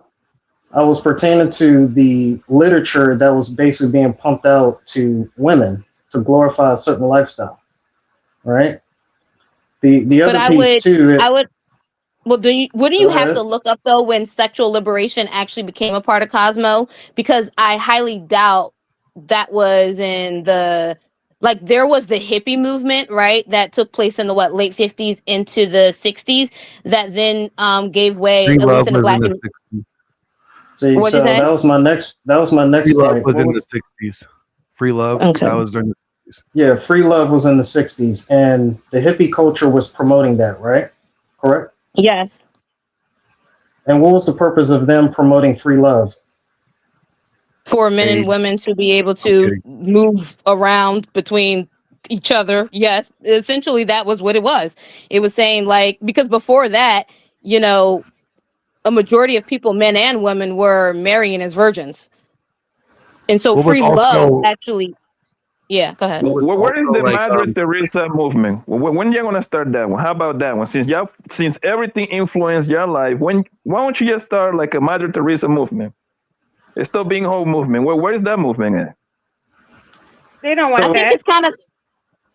No, I actually think that there's actually reminiscence of that movement actually in both men and women now, right? Men are talking about retention and women are talking about not doing it, honoring your body. So I actually think we're seeing the beginnings of that movement starting now. I gotta disagree. Do you think that women really out there not? Let's just use our community for not color based, and it just says use our community, right? You think I wouldn't really out there with colorful purple hair, baby hairs, big old chains with their name on it, big earrings, not going outside getting freaky? They outside 2 and 3 in the morning with the men, smoking weed and sitting on cars and getting in, spinning the block. So that's what I'm saying is how old are we talking about? What age range are you talking about saying that happened? Okay, let's use this age range. I can speak. This is my anecdotal experience about me From living 20 in New to York. 40. No. I go lower than that. I would say from 14 to 28. That's how young it's starting nowadays. These little girls that don't got no parental supervision. Their mama outside doing whatever they're supposed to be with grandma, but grandma not watching them either. So what's going on? Daddies? Hold on. The government took them out the house. They definitely was our color. They definitely did. You know what I noticed too? When women get full custody of their kids, the father always got a hard time seeing the kids. Whatever happened between you and him, don't got nothing to do with those kids. I don't know no men on God's green earth that because he's mad at you, he got full custody, you can't see your own kids. That's the thing of being spiteful. And most men are not innately spiteful by nature. That's normally a female trait to be spiteful. Not saying that men can't be. To do that. It's kind of like it's like when they say that black people are racist, I say black people can't be racist because white people got the system to practice racism. It's the same thing with women in the system. Like, and they really kill Black people can definitely be racist, though. I just want to dispel that. Racism by like a system. Racism by definition is the belief that your race is it's called racism. Google it. It's literally a definition in the dictionary, right? This is not anecdotal. How we describe racism is anecdotal. How it's actually. Thank you, guys. So let me finish what I was talking about, right? Because this is the way I'm going to tackle the points, right? Once you said that it was glorified by men, and then there was no dates, right? I'm actually given like historical events and when this stuff happened, and actual movements that turned it into a culture. So I talked about Cosmopolitan or Cosmo and what it was doing and what it was targeted to. So this is something that people can go and research, and then also look up what Susan Ann Browder actually admitted to and what she was told to do. All right, it was meant told to do by who? Look it up, because I didn't interrupt you when you were speaking. If we're going to do that, I just gave you points. I gave you an actual author that was actually at Cosmo and actually wrote her book called Subverted. Look it up, and she will tell you exactly who told her to do that. I'm sorry, 30K. Can you say the name again? Susan Ann Browder. Thank you. So then I went from that point, and then I went to the hippie culture, which they were promoting free love. There was something that came out of that free love, which was a serious problem in the 70s. We don't call it what it was called back then. It was called venereal diseases, to the point where they actually had to preach that in high schools and say, hey, y'all need to protect yourselves, right? But they didn't say that you could not, basically have sex. So when we talk about who's glorifying it, right, the issue is that I'm giving points of a culture, an actual literature, and what was promoting to where we got till today. And ultimately, now we're seeing what's going on. When you hear the word that we want to be empowered, is that a man saying that, or is that a woman saying that? You said we want to be empowered? Yes. Oh, women. What is the purpose of that? To be empowered of what? To be liberated from what?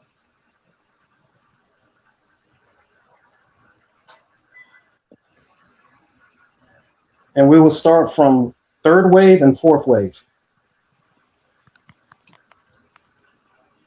Well, originally the empowerment was to be treated fairly in comparison to men in the beginning of the 1960s, right? And then when first wave. That was the first wave. The second wave, I agree with you, is more sexual liberation, hippie movement. I think that would be considered like the second wave of things. And then the third wave is we want to be like men, I think. Me personally. That's what I think. So the third and fourth wave, right? This is where we're at. So when we talk about who's to blame, yes, I agree with Glenn. Like, we're both to blame. But the thing is, I'll use Trey as an example. When you decide to go with that rhetoric and then you decide to live off of that rhetoric and then not take responsibility of the rhetoric that you're consuming, you're at fault. It's not anyone's fault. I'm not going to sit here and blame, like when I used to listen to rap music, I'm not going to sit there and say that someone had a gun to my head and say, you need to listen to Tupac. I can't do that. That's something that I did. So if I choose not to do something, I chose not to do it. But it shouldn't be a thing that, I'm going to blame women on the reason why I didn't do it. The same thing for men, right? I'm not going to blame women on the reason why I didn't do it. Just to try to bring a little bit of balance to this. Y'all land there. I'll stop. No, I appreciate your commentary. And I don't think this is about blaming men. I think it's about acknowledging where this started, how we as a culture have perpetuated and how we continue to perpetuate it, right? Like it's ultimately, right, even with hip hop. I don't know if anybody's seen Brown Sugar. Like, what introduced you to hip hop? For some people, it's your parents. For some people, your parents. Like, my mom didn't introduce me to hip hop, right? I was introduced to it outside of that because we weren't learning to listen to worldly music. It was my neighborhood and my environment that introduced me to that, right? And so, for some. Thank God. So can I say something real quick? So was she about to blame rap that is created and governed by Lear Cohen and these Jewish people who made the prison industrial complex and gangster rap, and where these record execs invested in private prisons to lock my people up? Are y'all aware we live in a capitalist country and there has to be a higher class and a lower class? Like, we live in a classist and racism country. So this just kills me how y'all just try to blame everything but the government. Y'all's only man. I mean, because at the end of the day, I love when people say this because it's really stupid. Because at the end of the day, y'all, like you just said, if you are able to say that the system is messed up and everybody else know the system messed up, yet people are still joining this system, people are still deliberately trying to become part of a system that they don't want. When black people get money, they tend to go move to Calabasas when Calabasas was not put in place.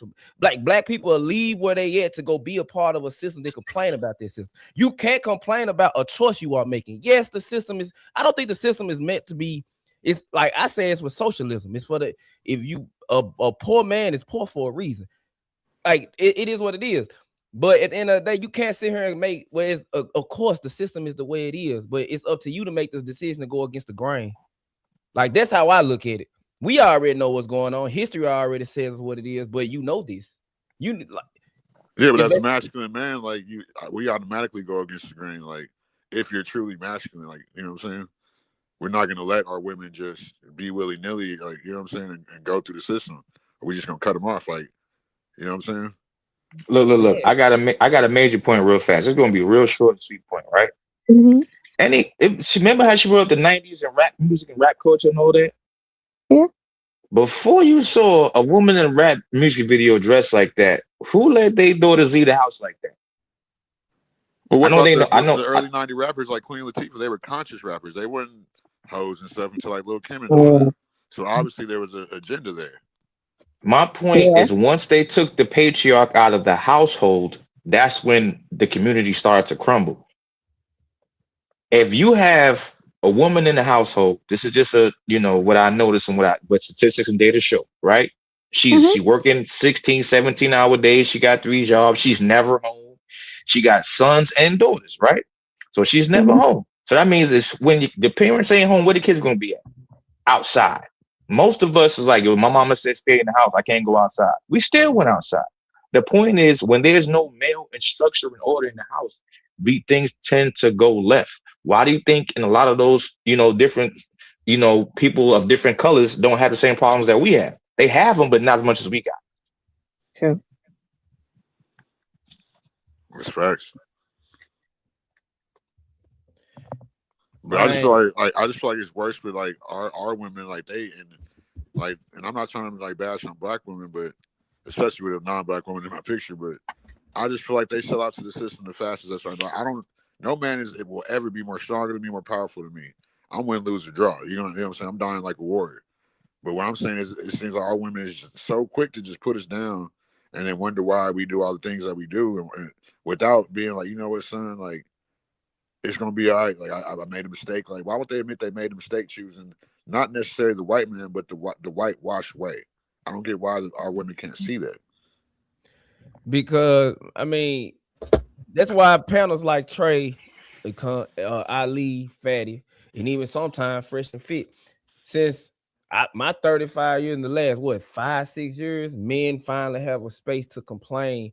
I'm gonna say complain, but to bring up the issues that they have. I'm about to say, hold on, bro. We don't do no complaining over here. Not complaining, but I meant to say, yes, y'all do. Not complaining. I mean, it comes out. I mean, if a person's telling you, bro, hold on, bro. Don't nothing about over here come off no complaint. I'm thinking too fast. What I'm saying is to bring up the issues that we have in the dating market, because up until I turned 30, women complained about what they had. Men couldn't say nothing. Then we had to rise to the occasion to appease what the woman is saying. Okay, she don't like cheating. She don't like not talking. She don't like being emotionally available. Men have adapted to that.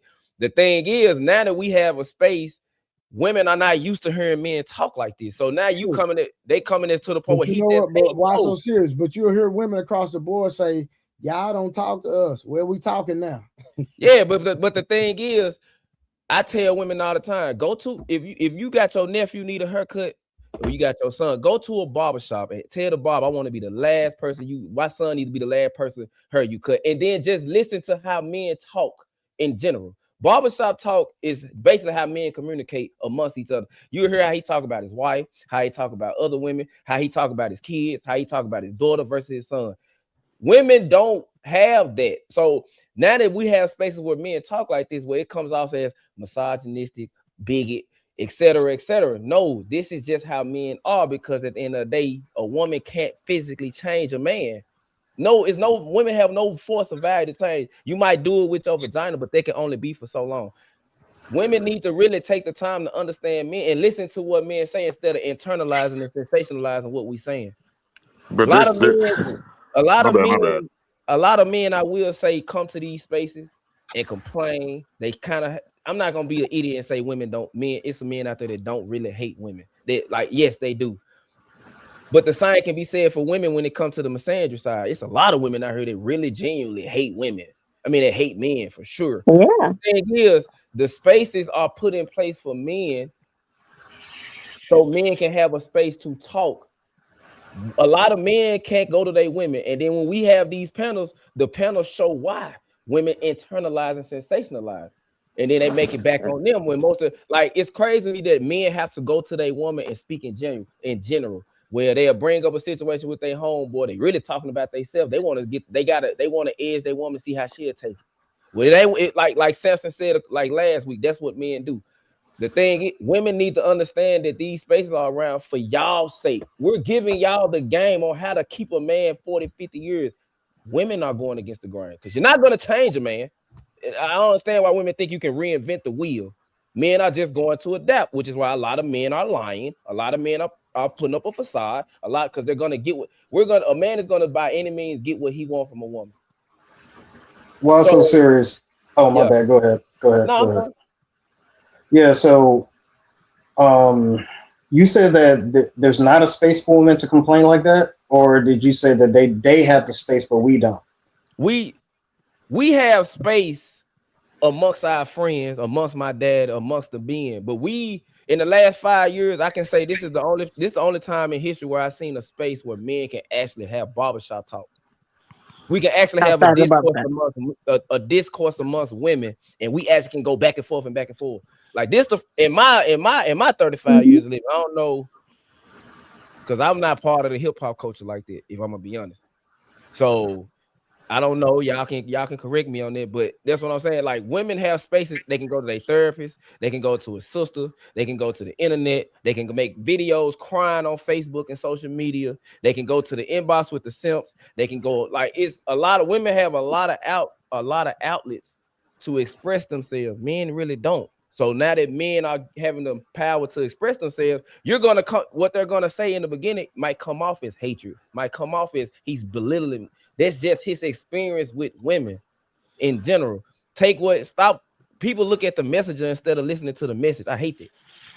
Yeah, women are mostly based with. I wouldn't call it complaining. I would call it we just talking, bro, over here. That's it, man. That doesn't mean people is complaining. I hate when people say that whole complaining shit. That's corny. I mean, I don't want to use the lady women's word, but when they do that, they say they're expressing themselves. So if you're expressing something to say, hey, this is what's making me frustrated, I just want to get off my chest and I'm good to go and go back to what we're doing, then I mean, I don't want to say that we're expressing ourselves, but you're basically trying to get certain things off your chest because everyone at some point in their life starts to build cortisone in their body and they need to figure out a way to release it. Yeah, this ain't that much different than when we talk about sports and we talk about our favorite thing, what they need to do to go to the playoff next season. Hey, you need a new offensive line, you need some defensive back, you need a new running back. That's not complaining. We just talking. You know what I mean? That's it. There was something else I just remembered. Because I am a Gen Xer, but what was it 1983 when The Color Purple came out? I was going to ask the fellas. Do you remember a movie that was the male version of The Color Purple? I'm not trying to be triggering.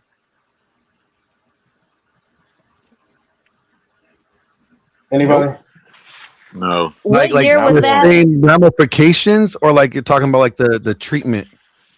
The treatment, like a movie that had that showed like treatment like in the opposite. Like male mistreatment? Yes. I would say Mrs. Doubtfire. Oh, that's perfect. That's a good one. Ooh, that's a good one. A man has to dress up like a woman to get access to his children. Oh Damn, yeah, Dan, that's rough. That was like Yeah. underlying. I mean, everybody thinks that's a comedy, but that's a horror story. Yeah. So I haven't seen that movie since I was like 5 years old. But I do remember that like being like the ultimate point, like he had to like cross dress just to see his kids. I mean, that was in 93, right? Yeah. So it was literally 10 years later from Color Purple. I think Color Purple came out either in 83 or 84. Yep. So so when we saw that television, which is the evolution of of messaging, right? Television comes out, now you can have people glued to a screen and then you can start to initiate some form of programming. Because that's why they said, hey, turn on your television and then basically look at the program, right? So what you started to see is that because they were already catering to women, right? You started seeing certain TV shows that were basically trying to get women to, increase the GDP, wherever way possible, right? To keep them glued. And you see all these commercials that come out, right? All the stuff they were selling, QVC, etc. The thing is that you had these talk show hosts that came out, and since back then, right now people are trying to do a resurgence of it. They were selling controversy, right?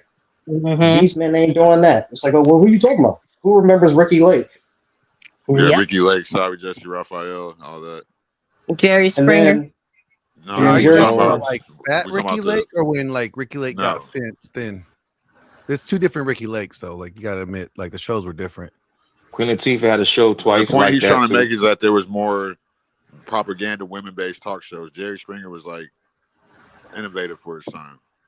And it wasn't about Oh, I mean, you got to go back to like the sitcoms in the 70s, like because like you remember like Leave It to Beaver, you had Mrs. Beaver at the house, right? But then when you get Mary Tyler Moore in the 70s, she's like the boss woman, right? So like, man, you even got cartoon shows where the dad, like, I'm bringing it up, so I don't know if any of y'all ever heard of Johnny Test.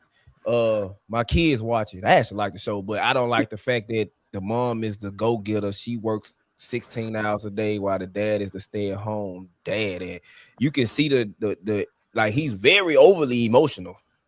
The mom is stoic and he's overly emotional, literally. Like they're trying to normalize that bad behavior. Like they're trying to normalize that sensitive behavior in men, right? Like men are supposed to be vulnerable. It's okay for men to cry. Like crying is not the issue. It's the reaction that causes, like, what women see you when you cry, what they think, is the problem. Like if crying would get you laid, every guy would cry. Okay, exactly, because I was trying to tell you, to get laid. Societal norms don't dictate biological norms. Yeah, biology. Like, looking at the way a system is. Hold on, time out. What she say? She say some men cry too for what? I ain't never seen a man cry to get laid, Becca. What are you talking about? I want you to ask social media. No. I want you to ask. Put it as a poll. Put it as a poll. Becca, we've all heard a story. We've all everyone. That's anecdotal. I've heard men cry to play to your ego to get back with you. Y'all might have. That's to get laid. Y'all might have sex. That's right to get some. I'm sorry. What did Poppy say? What did Poppy say? All men want what?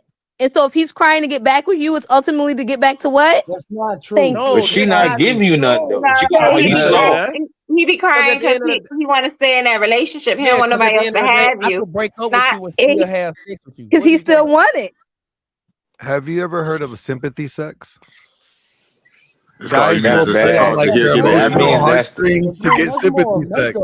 They call it the here, give it here pussy. I never want that in my life. That means that's the last time you're not getting here, no more. Here pussy. Like here, just like, you know what I'm saying, kind of like a sex worker. Time out. I want her to explain one incident where a man cried to her to getting her drawers. Yes, listen, if you're crying to get back with a woman, you're ultimately doing it to get sex. No, give us an actual life experience. Oh, I definitely had a man cry to get back with me. I mean, that's different. That's different. It's not different. You just said, Poppy, earlier. No. Not gonna let you do that. Listen, no. Ultimately, him crying to get back with you is not the same as him crying just to get some. Because him crying to get some, he's okay with y'all not even getting back together. He just wants some. But him crying to get back with you is completely different. He love you. He love you. He don't want to lose you. That's it. What about the sneaky fucker that? Oh, I'm sorry, I didn't want to curse, but like, the guy's being like playing her best friend. He's the shoulder that she cries on, but really he wants to be But that guy almost never gets none though. He almost never gets none. But like he's crying. Blanco, there you go, right there, Blanco. Oh my God, that's fucking Taylor. Hello. Sexual healing. This is why. That's wild. Trey, that's wild. Come on. Don't do us like that. Hey, hold on, Trey. Hold on 1 second. Hold on. Put this nigga back in on the big screen. Hold on. Don't do it. And please, bro, this is your time to shine, my guy. Wolf. This is your time for you to come back to the brotherhood. I'm gonna ask you once. I swear to God, bro. If you say the wrong answer, I'm gonna make sure you banned from this goddamn channel forever. Whoa. Have you ever cried to a woman to get some pussy, bro? Absolutely not. Never in my life. No. Oh, thank God. I ain't gonna lie to you. I was worried even me asking that question. Thank you. I ain't gonna lie to you. Whoa. Real quick. Y'all, real quick. Hold on, everybody. Glenn. Yes, sir. Hey, since I got somebody that's unbiased on the platform, I want to ask you a question, my brother. Have you ever heard of a man healing from having sex? I'm just curious. Have I heard a man doing what? Healing. He said he's healing. So he's not having sex, so he's healing. He's healing? That's not what I said. Like he's like blessing them, or okay, well, tell Glenn what you said. Jesus. I basically said I'm not in a relationship because I'm trying to heal, but I'm like, it's not just about healing, it's also about finding the right woman again. That's all. I'm trying to like just gather. Hold on, Wolf Stacks. Tell him, but you're actively. You last month you still had what? Yeah. I still got some. I still got some cheeks, but that's just regular.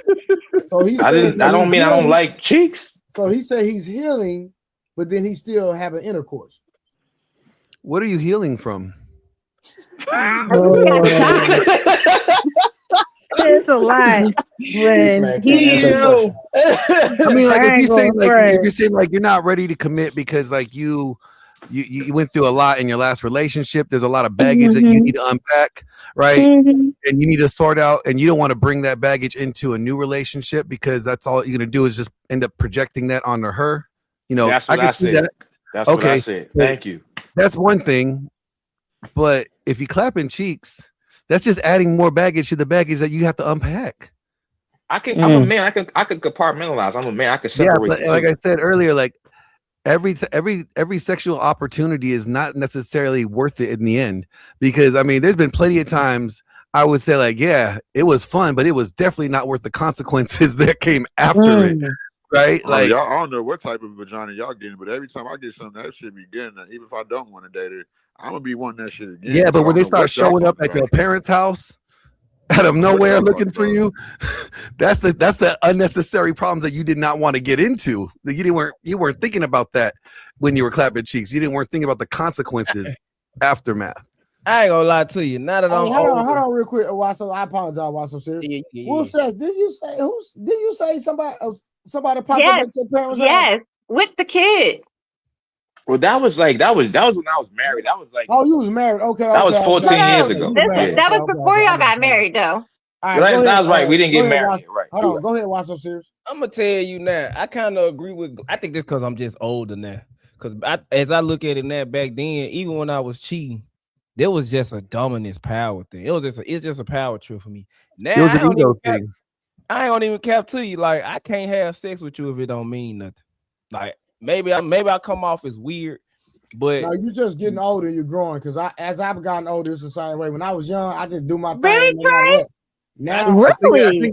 I think that's like a now I gotta have an emotional connection. Go ahead. I'm sorry, Glenn. Go ahead. Yeah, no, I'm sorry. I apologize. Like, even though I like the starfish, it's with my woman, so I can deal with it. But I used to hate going to have.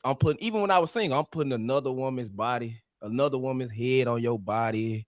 I'm trying to have sex with you a certain way that I'm used to, but you might not be the same body type. You might not even like it.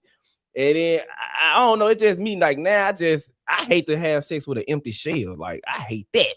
So I get where he coming from with other things, but then you walk yourself down that contradicting lane. Like, yeah, that's the negative. I never contradicted. I said it was my ex, so I still have a connection with her. Wait a minute, you were emotionally with your ex? It's like it's not all the time. It's like every once in the blue. You know what I'm saying? It's not every day, every week. I gotta go. Good night, y'all. She's supposed to be excommunicated. She's not a bad person. We all been there, man. When y'all just don't work out, or something happens and she's not feeling you no more, or she's not feeling something and she leaves. But she's not a bad person. I never would say that. She's a good person. We just don't rock like that. And this is the I'm gonna healer. tell you, you messed up when you said the healer. You should have just kept that to yourself. I'm gonna be honest. Yeah, you should have said you're working on yourself. Yeah, you should have just said, "Nah, I'm just working on myself right now." But why can't we say that as men? Why can't you say that? If you hurt yourself, or you cut yourself, or you fall off a tree or something, I'm trying to heal, bro. I'm messed up. I use women to heal. Right so are you trying to heal from the relationship that you got out of, but while you're clapping the cheeks from the woman that you were in the relationship that you got out of? No, listen. Let me explain something to you, man. So in my 38 years of living, right, I've been through a lot of crazy crash out relationships, and every time I try to gather myself again, I get in a new one, something happens again. So it's like I'm just trying to heal from that. I'm probably the only guy in life that I tell you that. You have soul ties with women you see, but that's what I do. I'm like, you see how why so said when I see the woman, I have soul ties with her. So I can tell you the woman I had when I was 17 till now. I could tell you every last one's name, how she looked, how she was built, because I care about the woman I sleep with. That's how I was raised. That's how I was taught. So I mean, I be get the forgetting. whole healing thing, right? Because I think when guys, you said you were married at one point. Mm-hmm. I think a lot of guys don't want to acknowledge that like a divorce is almost worse than a death. Like, because when you commit to somebody, you're building a life with somebody. Like I was married for 14 years at one point, and like when that ended, I wish one of us died, because you've seen the other person living a life without you after everything you put into it, right? And regardless, at the end of the day, Knock it off. whatever, neither one of you intended to get there. Somehow you both failed and it got there. And so it's almost worse than the death in a sense, right? Like, so you have to have that grieving of this is no more. You're grieving that. So I could get that. Like, you have to also look back and reflect on it and be like, where did I drop the ball? How did I contribute to this demise? Too many times we just want to say it's her fault or it's his fault. Nobody wants to talk about like the little things in between that led to this being the outcome. Then that takes both parties. Sometimes it's that black and white. Yeah, sometimes it's just that black and white. Well, yeah, I mean, yeah, somebody cheated, but it's their actions that cause the problem. But I always say that even in somebody's cheating, somebody created the environment for that cheating to be a better option at that moment. No, are we all women is on the panel? Like, no, we got to be men, dude. Y'all got to knock it off. Like, I'm taking everybody needs to take accountability on both sides, dude. Like, is she gonna buy me some dinner and that's my bag or not? Or she gonna make sure I'm getting it, bro? Y'all are over complicating dating, bro, and it's sickening. And I'm not even trying to snap off, but it's just like men don't heal, bro. Women don't heal. When a woman says she's healing, that's her biggest hoe phase. When a man says he's healing, he's not getting laid. It's as simple as that. I'm not lacking life experiences, so I can be confident in my 36 years on this earth, and they tell you about what to do and what not to do, and you're gonna understand just from my tone of voice the different type of women that I attract. It's not this complicated. What it really is how much a woman is attracted to you, and that's what's gonna determine all the variables in the relationship. Nothing more, nothing less. So you're saying it's all attraction? It's all attraction. Except for this Western white man, I'm gonna bring it back to race, that had to come in and break up these homes with these stipulations and policies. Then, like, because his dating is not my dating. I attract every woman on this earth. White men don't. He can attract people with money, like hypnosis, but he can't. That's why we can't really take relationship advice from an overly effeminate male. White men are feminine, dude. It is what it is. Every other race of men. Black men in America are the most masculine men on earth. That's why we get every woman on earth. Damn. Well, that's wow. They're like, I don't think this conversation they're like anecdotal. No, I'm just saying I don't think this conversation is a white man. I think my political views is it's a Jewish psyop. I'm just gonna leave it at that. I'm gonna say you're not far off from that. Like, I'm gonna say this.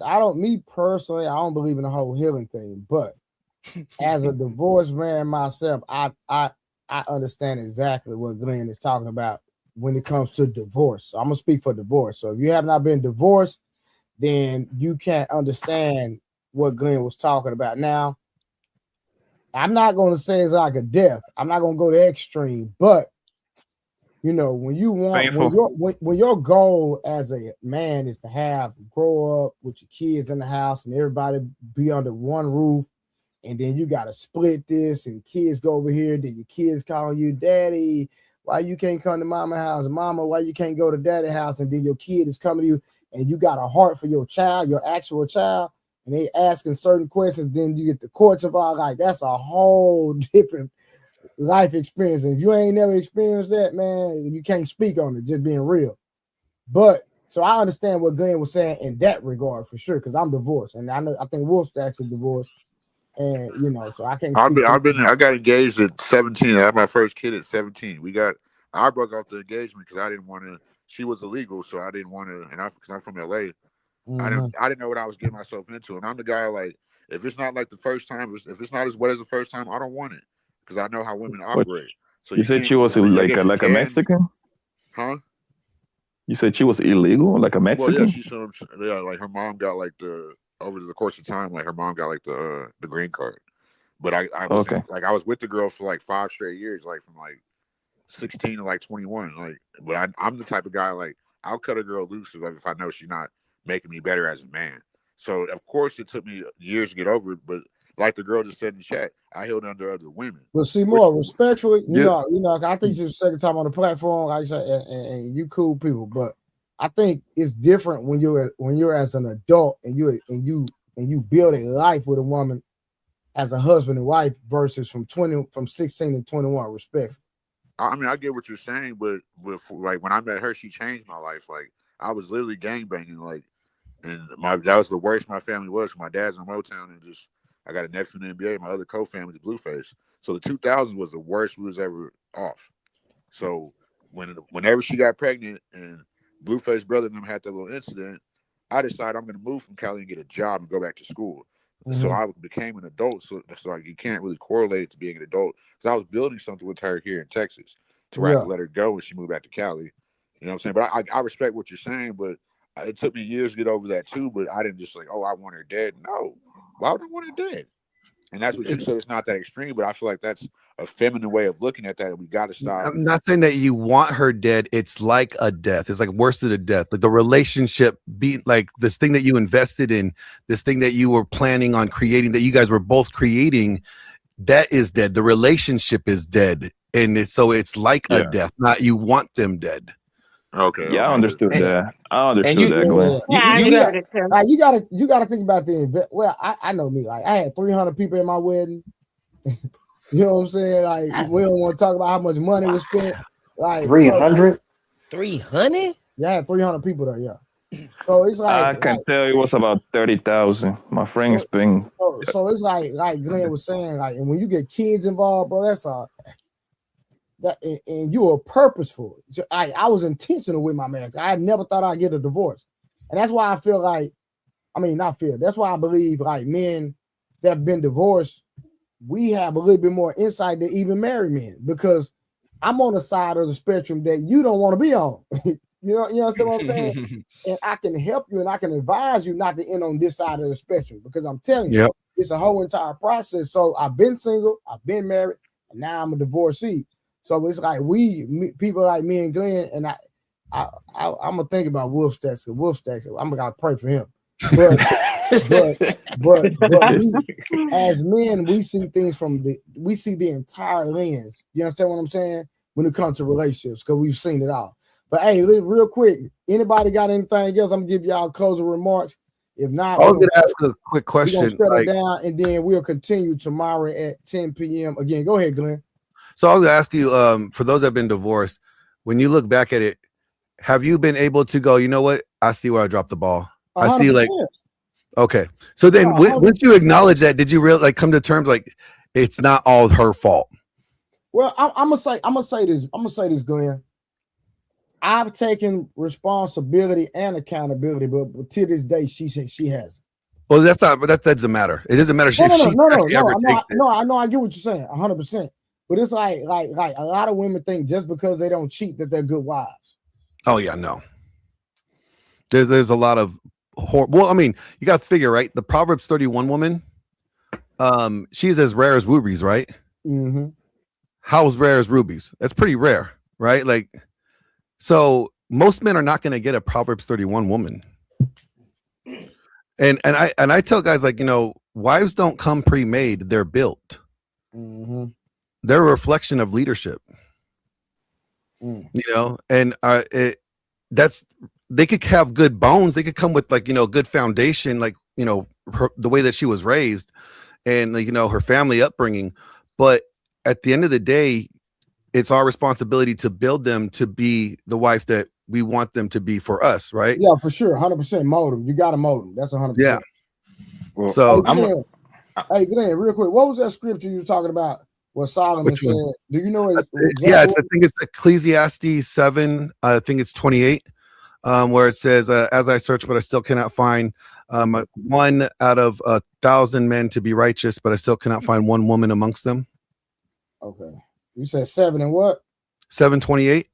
All right, I'm gonna check that out. Okay, go ahead. Why so serious? My closing remark on this is, is what I've been saying for a minute, man.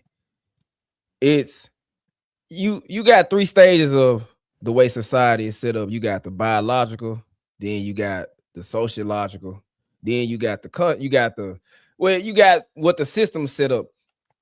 We're going against the grain with the way everything's set up, and we're forgetting the biological standpoint. Like it's a lot of things that play part in it. The government, even in the Black community, when it comes to like, because a lot of people love to bring the Bible up. Even no matter what, even I ain't gonna even take it to the race thing.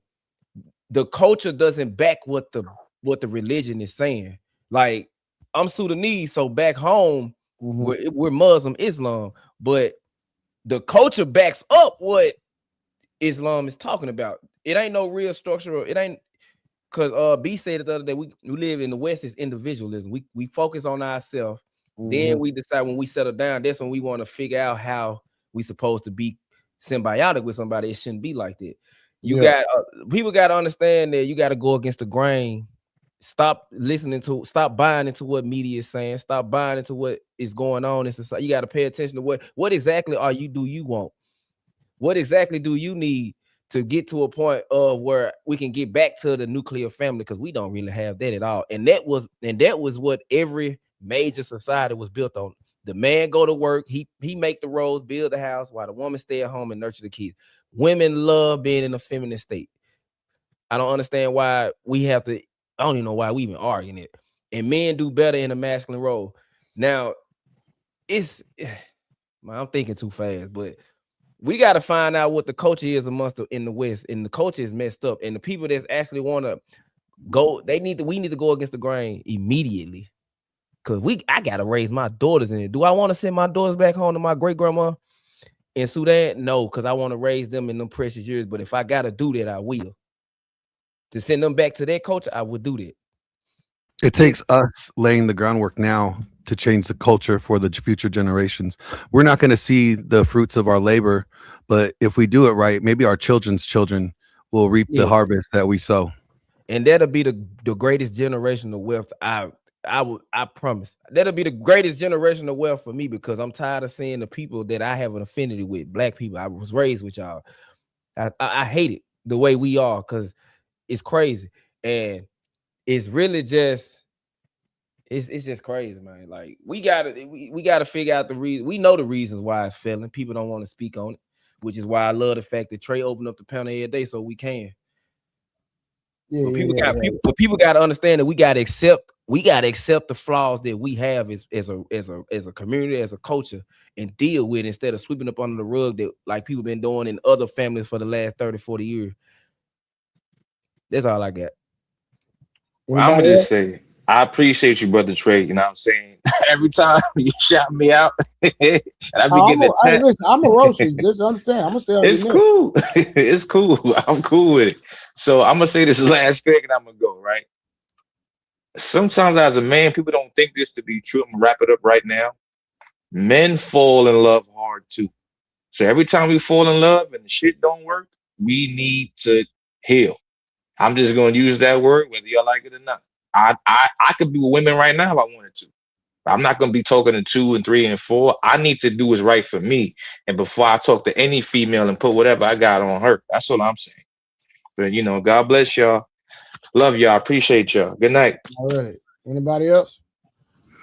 Yeah, I wanted to say this. I've seen a couple of podcast posts, and yes, I do agree to a certain extent where people will say don't always believe in what you hear. I'm the type of person that's like, hey, just make sure you research it to see to what level of where it can be considered anecdotal or it can be speaking from the authority, respectfully. I will say this in terms of social media. What social media actually did is that it gave the avenue for people to be influencers and to basically preach their culture throughout the world. So men, I say this, if you think you can go overseas to find somebody and saying that they're not like here, if they have access to social media, don't be surprised with what you run into and then start to complain after that.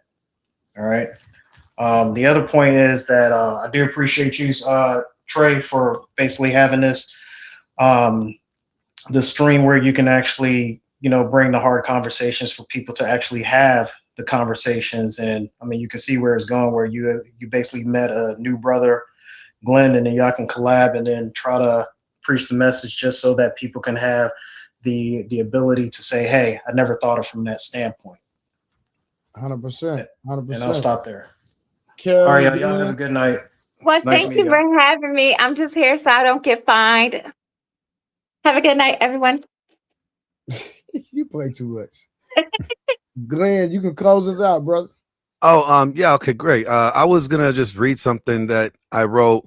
Haven't published yet. And it has to do with feminism, right? Mm-hmm. And I put it in the back. I said, feminism wasn't built only by women. It was bankrolled by rich men, right? The same oligarchs who own the banks, the corporations, the media realized something early. Strong families create strong men, and strong men don't submit easily. So they funded an ideology that broke the family unit, that turned women into labor units and left men isolated, disposable, and desperate. Feminism wasn't about liberation. It was about labor supply, tax base expansion, and social control. Double the workforce, halve the loyalty, replace fathers with institutions, replace marriage with dependency. And when men collapse under the weight of it all, blame them for failing a system that was designed to break them. That's the scam. And the people funding it it was never women at the bottom. It were the men at the very top. Women were just a conduit, a vessel to attack men. Now I'll leave it there. All right, awesome. Hey, man, listen. So like I said, Glenn has a book. I don't know. How can people get your book, Glenn? So you can find it on Amazon, but currently we're building out our network site. It's called Relentless Network. It's we're gonna have multiple creators under our brand. We're gonna have our own platform, like our own YouTube, basically. And you'll be able to get it there. Like, it's through our nonprofit. So if you get it through our website when it's built, you guys will be able to download like the audio version or like the digital version. But if you want the hard copy, just go on to Amazon. You could look up my name, Glenn Lawrence, or you could look up A Dominant Masculine Presence. That's it's the shirt that you see in my avatar here, presence over performance. Okay. We have a lot of series. I have a series on like dating with James Sexton. I like James Sexton, bro. I like him. Yeah, he's good. He's funny. He's a good friend of mine. Oh, really? Yeah. Like I just had him on my show last month. Does he charge? Is there any way I can get him on here? I could probably make a couple calls. James and I are cool. Bro, that'll be crazy if he came on here, bro. That'll be crazy. I know he was just in Austin the other day. And he was in Dallas as well. Oh, okay. So he prefers to do more in-person shows, but he was in New York when we did our show, and I was here in California. Gotcha. Okay, got it. But so like, I mean, like we're putting out our content, and most of the content that we put out on our website when it's done, it's literally for men. It's to help men. We want to create Nehemiahs, not Absaloms. If you guys know biblical story of Nehemiah, he rebuilt the wall, right? He had a sword in one hand and a trestle in the other. Yeah. He was a warrior and a builder. And Absalom was King David's son that sold snake oil, right? He betrayed people. He tried to overthrow his father. We have too many snake oil salesmen now telling guys bad information that are making them more angry, keeping them angry. And if we want to heal, the relationships between men and women, then as men, we got to lead that healing. So that's what we're trying to do. Okay. So yeah, just Relentless Network, Amazon for the books. Okay. Like I said, you got my number, bro. Like I said, Yeah. I've only been streaming for 3 weeks. This is my third week, literally. So, but like I said, I got my foot down and we grinding. You're doing good if you're in the algorithm already and you're monetized. Like, bro, 3 weeks, you put in some work to get those, what, 3,000 hours, 5,000 hours, or whatever it is. We put in some work. See this young lady right here? She put in work with me. There you go. Well, they say, like, for every strong man, there's a strong woman there. Yeah, 30K been holding it down. Samson and Rose. So that been the crew. But yeah, so anytime, bro, 10 o'clock, 10 p.m. Central Standard Time, Sunday through Saturday, bro, I'm going live. So and if you want to bring anybody with you, bro, bring them through. You want to promote anything, man, it's all love, no free of charge, bro. It's all love. Like I say, and send me that info. Yeah, we will connect. So what I'll do, Glenn, once like I said, I'll cash app you tomorrow, get your book, and then I'll come back. Like I said, I got your number, so I'll hit you up once I get the physical book. Then you can kind of, I guess, try to figure out how I can do how I can just give people contact information if they want to get the book, and we can just run it like that. Like I'll physically send you everybody's information that wants to get a book. Yeah, if you want, we could chop it up after the stream. I could just give you some stuff. We could just work all that stuff out. Because I like the content that you're doing, and I want to show you the network so you could actually maybe interested in collaborating with the network. Because 100% for sure. Hey, let's do it. Let's do it tomorrow for sure. Okay, that's cool. Because I say a rising tide lifts all ships, and we are the rising tide. Yeah. So I think Karen wanted to say something. Yeah, Glenn, can you put your channel in the chat? Yeah. Put it in the chat and the regular chat, the back chat and the regular chat. All right, let me grab my link real quick. Here we go. So there we go. There it is.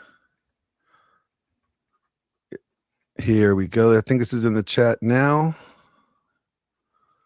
And is that the private chat? No, the regular chat. All right, here's the private chat. So yeah, just so you guys know, I used to be Rollo Tomasi's producer. I've worked with Pearl. Pearl's in Dallas now, right? No, I didn't know that. I didn't know that. Yeah, she's dating my friend Nuke out there. Okay. Yeah, so I go to Dallas quite often because there's a lot of collaborators out there that I work with. Oh, okay. Yeah, I didn't know she was in Dallas. That's crazy. Yeah. But thank you for having me on. You got my number. Let's touch base. I'm gonna hit you tomorrow. We're gonna chop it up, brother. We're gonna figure it out. Appreciate it. Thank you guys. All right, man. I appreciate you. All right, 30K. I'll see y'all tomorrow. All right. Bye. All right, see you, brother. Shout out to the chat. Hold on real quick. And shout out to Tiffany, real quick. Tiffany KT with the $5 super sticker. Like I said, this is my first time seeing her, but she has came in and started blessing. So Tiffany KT, shout out to you. I really appreciate you so much. If you ever want to come up on the stream, all you gotta do is hit the link. Thank you for the support. Remember, everybody, 10 p.m. Make sure you like, share, turn on the bell notification every night. And hey, any videos you see that I post during the day, hype those videos. Hype these lives that we're doing. Make sure you hype them up. All right. I appreciate y'all, and I'll see y'all tomorrow night. Trey, real quick, when are you able to start getting members? Because I don't see that. I gotta configure that and do that. Yeah, I'm doing that because what I'm gonna do is, right. A lot of people don't know I'm a world-class strength and conditioning coach, right? I train Earl Spence. I train other professional boxers as well. I got a boxer fighting on February 27th. And so what I'm gonna do is I'm gonna create a members for people that want to work out. And I got to figure out how to post the videos in there. So I'll be working out and I'll record my workouts and people can actually do the workouts with me. They can see how a world-class trainer trains and they can work out with me. So I'm going to be giving people world-class fitness tips, world-class exercise routines. And I'm going to do it for the ladies that want to get a bigger butt, flatter stomach, the whole shebang. You know what I mean? So I'm going to be starting that soon. But I'm figuring it out soon, then I'll have them up. I appreciate that too, 30K. All right. And you're talking about memberships like, how like Ali says, hey, we need to send some memberships, donate some memberships. Yeah. I'm finna start all that, brother. Yeah, I'm doing all that. But like I said, I'm just trying to figure out what I'm gonna do. Like, I'm gonna do a members for people that just want relationship advice. Like I say, workout advice, the actual workouts, like the whole show. But I'm just trying to figure out my tiers and how I want to do this whole thing. And then, and then I'm gonna go from there. All right, I'll be there for you, brother. Oh yeah, also Karen, happy early birthday and enjoy your vacation. All right. Thank you. I appreciate it. It's February 1st, right? It's February 1st on Sunday. Okay, so Sunday when we do the stream, we're gonna see. I'm not gonna be on. I'm gonna tell y'all that now. I'm not gonna be on. And drop your cash up right now, or your what's the other one? We'll do it when she come back. Then we'll do. Okay. We'll do. Yeah, We'll do. Try to raise Karen some birthday money when she come back. All right. That sound good, Karen? Oh, that's so nice. I appreciate it. Thank you. All right. All right. I'll see y'all later. Have a great night. Be back tomorrow.